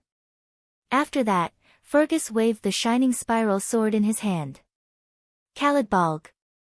With the release of the noble phantasm, a rainbow-like brilliance covered Cuchulain. Boom! The huge impact brought smoke and dust that covered the sky. "So, who's next?" Fergus said, carrying the released spiral sword and leaving the Winterwood Hotel. When the smoke and dust dissipated, several high-rise buildings, including the Winterwood Hotel, turned into ruins, as if witnessing the end of the hero, Cuchulain, and as if symbolizing the bravery of the hero, Fergus, lying there quietly.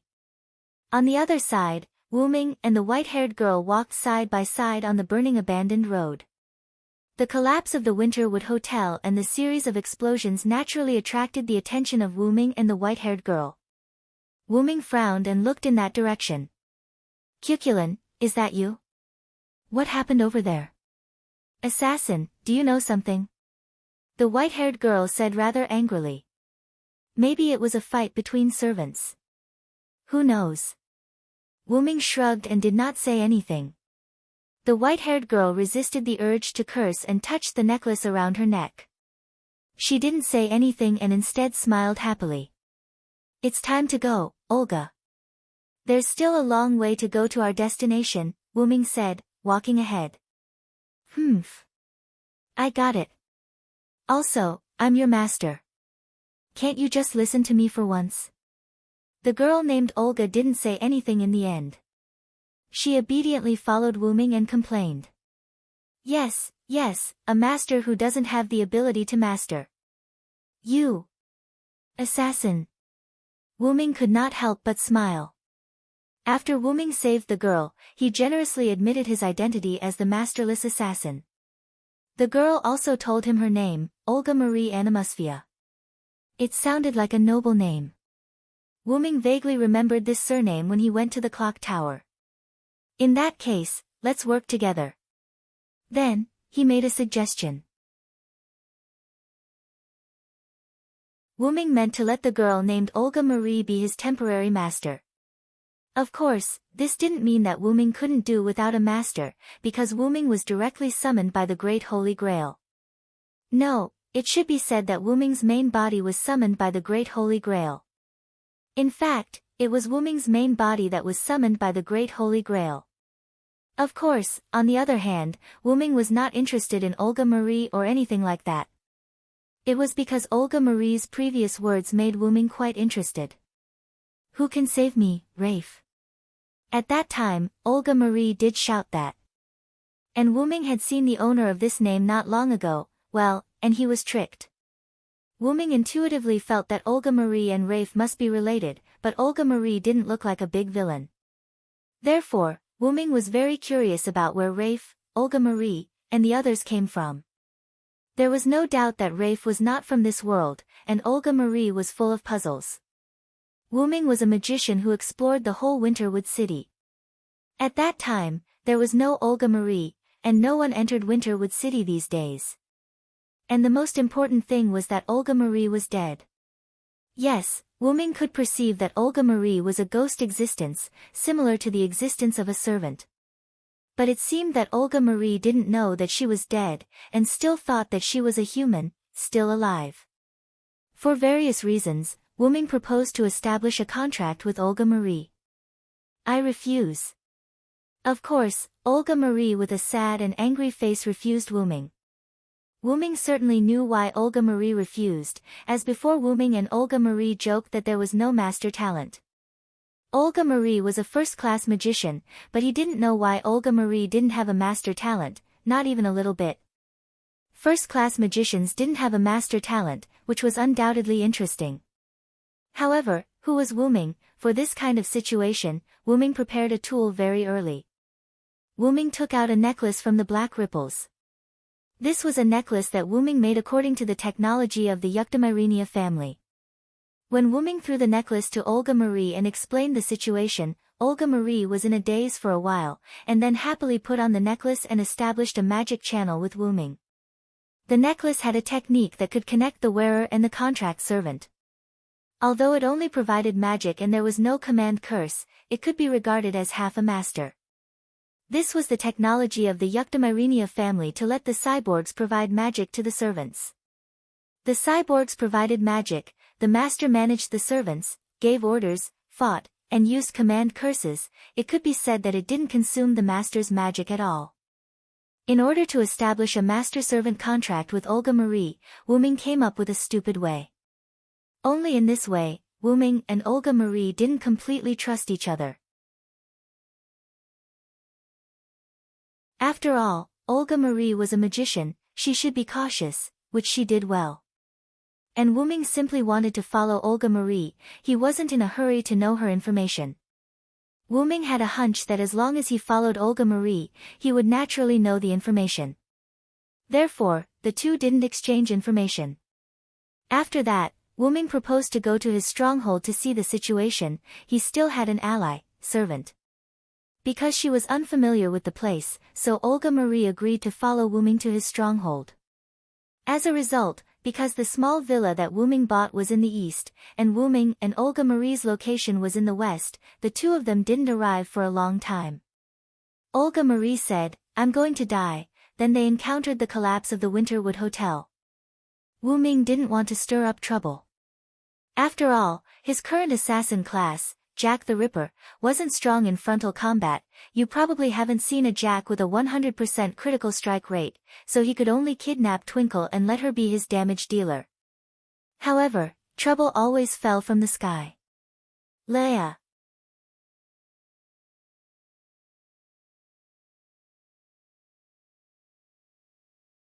Chapter 337. Leia.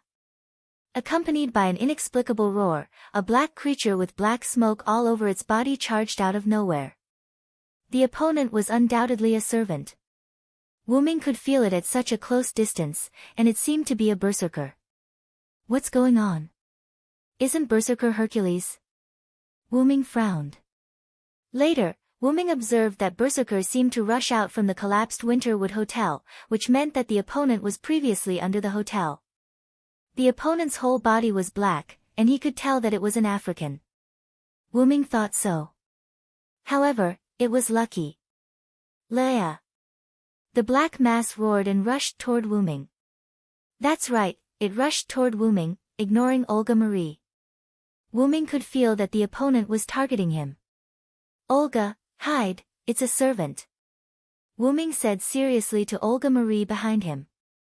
Olga Marie quickly found a ruin to hide. Berserker picked up a telephone pole from the side of the road, jumped up and slammed it toward Wu Ming. Boom! The ground was directly smashed, and large pieces of stone flew up. Woo-woo! Olga Marie covered her head and hid behind the ruins, whimpering. "Really, what the hell did you do, assassin?" Wu Ming fell behind Berserker, so the attack naturally didn't hit Wu Ming. "It's not my fault, this guy came to me." Wu Ming shrugged.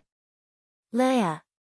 Berserker roared and once again raised the blackened telephone pole and smashed it toward Wu Ming. Boom! The ground was smashed again. This guy's agility is at least A rank. Wu Ming frowned. Wu Ming almost couldn't dodge the attack.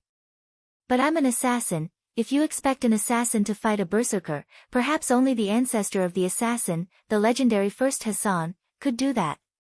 "If that's the case." Wu Ming narrowed his eyes. Leia. Berserker madly rushed toward Wu Ming. With Berserker's current speed, Wu Ming was in danger. The mist, dark mist city, along with Wu Ming's noble phantasm, countless smoke exploded and engulfed Berserker, forcing Berserker was forced to stop. The smoke enveloped an area of 100 meters with Wu Ming as the center. Then, the smoke disappeared, revealing Wu Ming's figure and Berserker's disappearance. Olga Marie put out her head when there was no more noise. Did you kill that berserker?" Olga Marie was in disbelief. The smoke also covered her, so Olga Marie couldn't see anything and couldn't hear anything clearly, so she didn't know what happened. "Of course not, I just trapped that berserker in an enchantment." "Let's go, he'll come out soon." That's right, Jack the Ripper's enchantment, the mist. It was the spirit storm that recreated London in the 19th century. It was also the reason why Jack the Ripper could spread fog and use fog. Enchantment. Enchantment. Olga Marie was obviously shocked. After all, for a magician, an enchantment was the highest level of magic. Don't be so surprised. My enchantment is cursed, it's not a good thing. Wu Ming shook his head, then took the lead and began to move toward the stronghold. After that, Olga Marie didn't ask any more questions. After all, Olga Marie was just a fake master who provided magic, so she couldn't see the attributes of the servant. Well, my situation is a bit complicated, I can't explain it in a short time. You can call me Jack or Assassin, after all, we're just partners. Wu Ming said at that time. Jack. Assassin. Olga Marie thought carefully. Hey. If you don't follow me, I'm leaving. Wait a minute. After walking for a while, Olga Marie really couldn't walk anymore, so Wuming took Olga Marie to a store to settle down. Although most of the buildings were destroyed and burned, there were still some buildings that weren't completely destroyed. Like this small store, there were some edible food in it. Here, Wuming said, throwing a bread to Olga Marie. This is. Olga Marie looked at the old goods, slightly nostalgic. It's still in the packaging, it's still edible. Wuming continued to organize the edible food, one by one, putting it into the black ripple. Olga Marie ate in small bites, looking at Wuming's black ripple. Is this an independent space? Olga Marie asked. Yes, because I cheated a little, I let the assassin rank have the noble phantoms of other ranks. Wuming smiled a little awkwardly. Wait, you can cheat. Olga Marie heard that for the first time, she couldn't stay calm. Didn't I say, after all, I'm special? Wuming just said to Olga Marie's surprise. Then, after organizing the edible food, Wuming walked to the door. I'll go out and check the situation, you stay here and don't run around. Wuming said. What? You make it sound like I like to run around. Olga Marie retorted Wuming, but Wuming just pretended not to hear. I also need to clear my mind, you should go. Olga Marie said in disgust. Wuming shrugged and didn't say anything. Wuming released his mana, propelling himself to fly up and directly arrived at the roof of a tall building. From the height of this building, he could almost overlook the entire Winterwood City. Standing on the roof, Wuming looked at Winterwood City. He could vaguely see that there were battles in Winterwood City, and there were more than one. There weren't many battles that could cause large-scale explosions, and Wuming could vaguely sense a small battle. But, it's a bit too much. Wuming said in detail. What Wuming was referring to was naturally the battles in those few places. Assuming that in addition to Silent Noise and Berserker just now, there were still 7 servants, and those large-scale and small-scale battles just now were more than 3 places. It's impossible that there were a few servants who had nothing to do and attacked by themselves. Combined with the extra Berserker, plus Lev's trick on the Holy Grail before Wuming was sent flying, Wuming almost guessed it. The number of servants increased. Is it to chase me or something else? Wuming thought. At this time, Wuming sensed that several servants were coming this way. If these servants didn't change their direction, there was no doubt that they would encounter Olga Marie. The perception of servants was much stronger than humans, and Olga Marie couldn't hide under the eyes of servants. But the servants coming this way just proved Wuming's conjecture, the number of servants increased.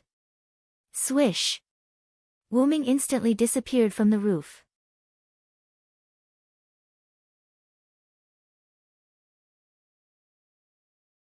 Chapter 338. On the abandoned and burning street, 2 figures were running. One of the figures was wearing a rather revealing purple tights, and some parts of the body were covered with armor. One of the figures was holding a 2-meter-high shield with a cross on the outside, and the other hand was holding a girl. Needless to say, she was a servant. The girl had short, orange-red hair that was tied into a single ponytail. She wore a simple white top with black straps around her chest and abdomen. There was a black belt around her waist. She wore a short black skirt, black stockings, and white boots.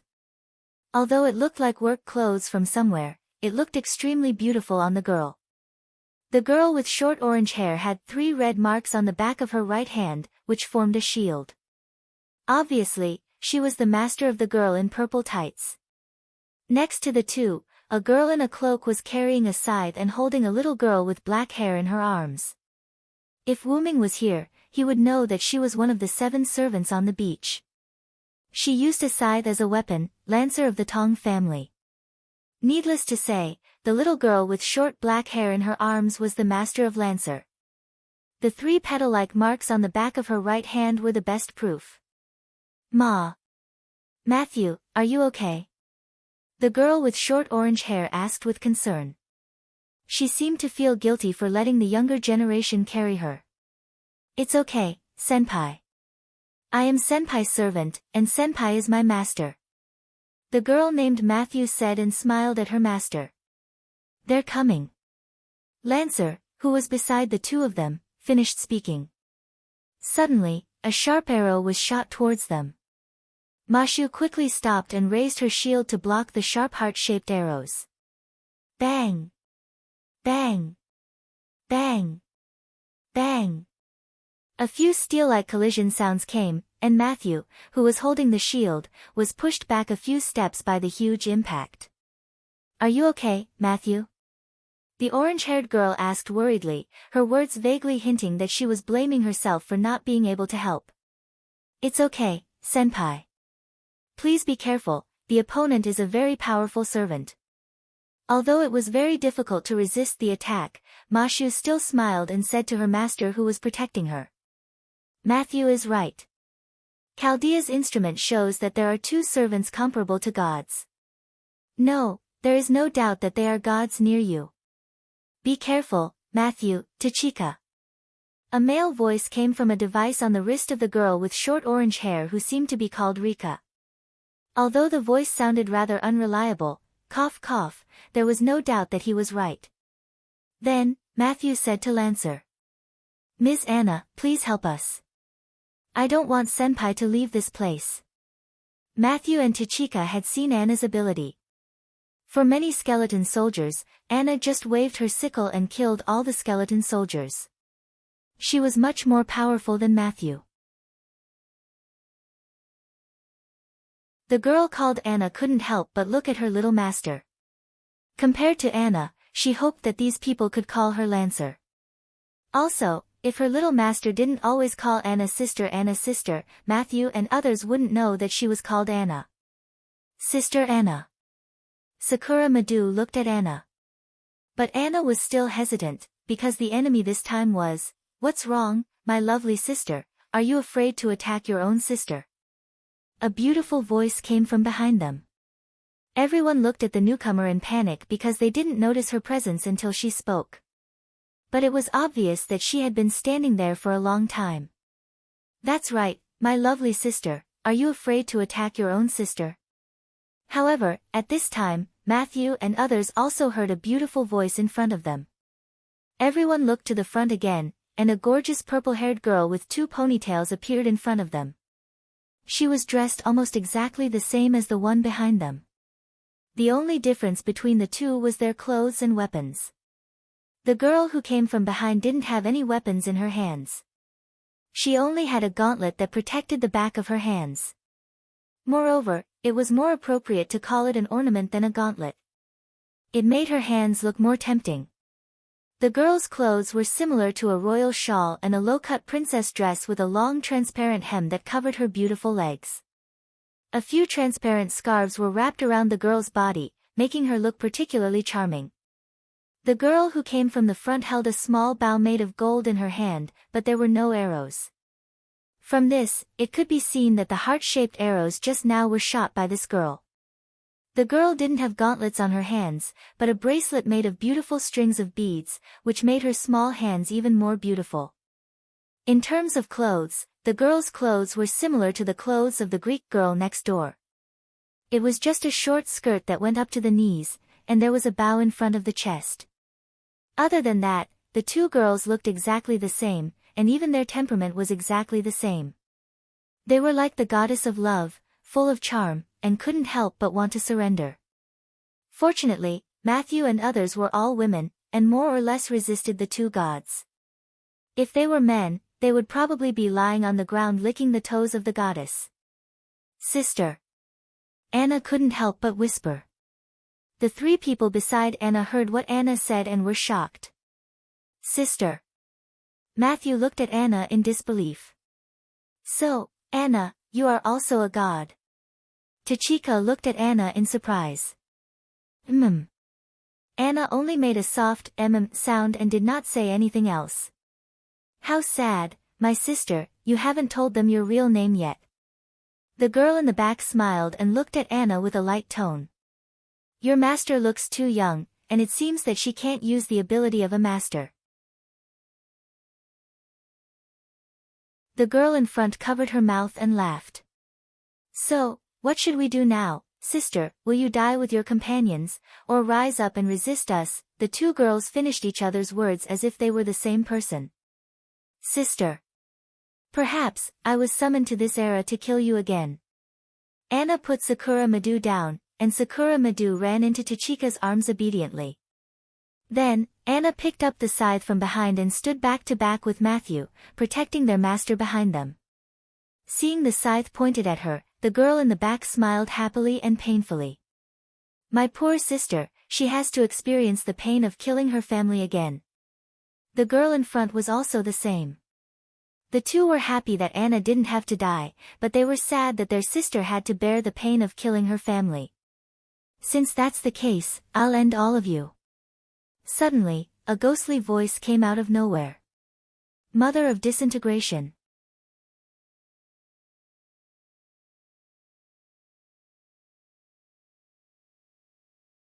Chapter 339. Maria Ripper. After the activation of the relic's true name, a thick fog engulfed everyone. The thick fog reduced everyone's visibility to less than 5 meters. Even Anna's two sisters could barely see each other. The girl behind Gadatsi and the rest sensed the danger as they were of the same rank. She quickly warned her sisters. "You O'Reilly. Be careful." However, sigh. The girl named O'Reilly in front of Gadatsi and the rest was a little dazed as she let out a doubtful voice. A silhouette appeared behind her. It was a black leather windbreaker, a black top hat, and black leather shoes. Everything was black except for the two red glows where his eyes were. It was extremely horrifying. "What a pity, Gorgon's goddess. You're really unlucky," said the black silhouette. "After all, I exist for women." The black silhouette revealed his face. It was Wu Ming. After Wu Ming finished speaking, O'Reilly's vision turned black and she fell. "Sister!" Anna shouted in worry. She raised her scythe and looked at Wu Ming with hostility. Wu Ming hugged the girl who fell and looked at everyone with a smile. Ignoring Anna who was looking at him with hostility, Wu Ming looked at the goddess behind Gadatsi and the rest. "Then, there's only you, Goddess Stheno." "Stheno?" Matthew said in surprise. He was obviously shocked by the name. Stheno frowned and immediately turned around to leave. Although she was a goddess, Stheno knew that she did not have much combat power. The reason why the two servants, Anna and Matthew, were forced to flee with their masters was that Matthew was too weak, and Anna did not want to fight with her two sisters, which led to the scene where the four of them were besieged by Stheno and O'Reilly. Moreover, when Anna picked up her scythe and was ready to fight, Stheno and O'Reilly were sad that their sister was going to kill her sister again. The two of them knew that if their younger sister were to fight, the two of them would not be a match at all. Moreover, in mythology, Stheno and O'Reilly were defined as goddesses who had no combat power at all. If they did not appear in the world as servants, Stheno and her sister O'Reilly would not have any combat power at all. Seeing that Stheno had escaped, Wu Ming did not rush to chase after her. Instead, he threw O'Reilly in his arms to Anna. Although Anna was somewhat hostile to Wu Ming, she would still choose to catch her sister's corpse, even if it was a conspiracy. "Let's leave for a while," said Wu Ming, turning into smoke and disappearing in front of everyone. Anna, who was holding her sister's corpse, Gadatsi, Matthew, and Sakura Madu were left in a daze. Wu Ming chased after Stheno at a leisurely pace. It was not because he was arrogant, but because Stheno was now in Wu Ming's enchantment. That's right. The moment Wu Ming activated his noble phantasm, he also activated his enchantment, the mist.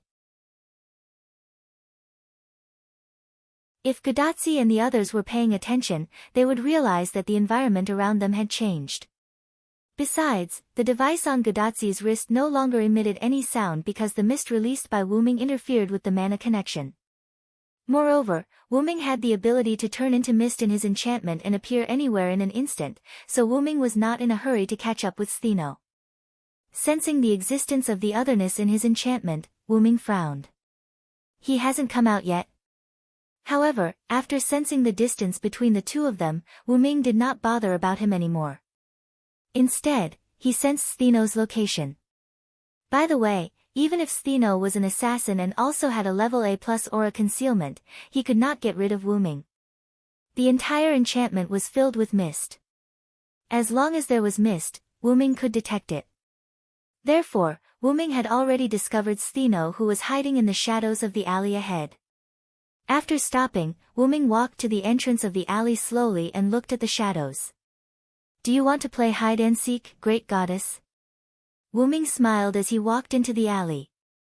When he got close to Stheno, a charming voice was suddenly heard. "Smile of the goddess." Following the activation of the noble phantasm, Wuming stood there motionlessly as if he was frozen. Then, Stheno's figure appeared. "I thought you were a powerful hero, but I didn't expect you to be the same as the others." "A man is a man indeed," Stheno said slowly as if he had already won.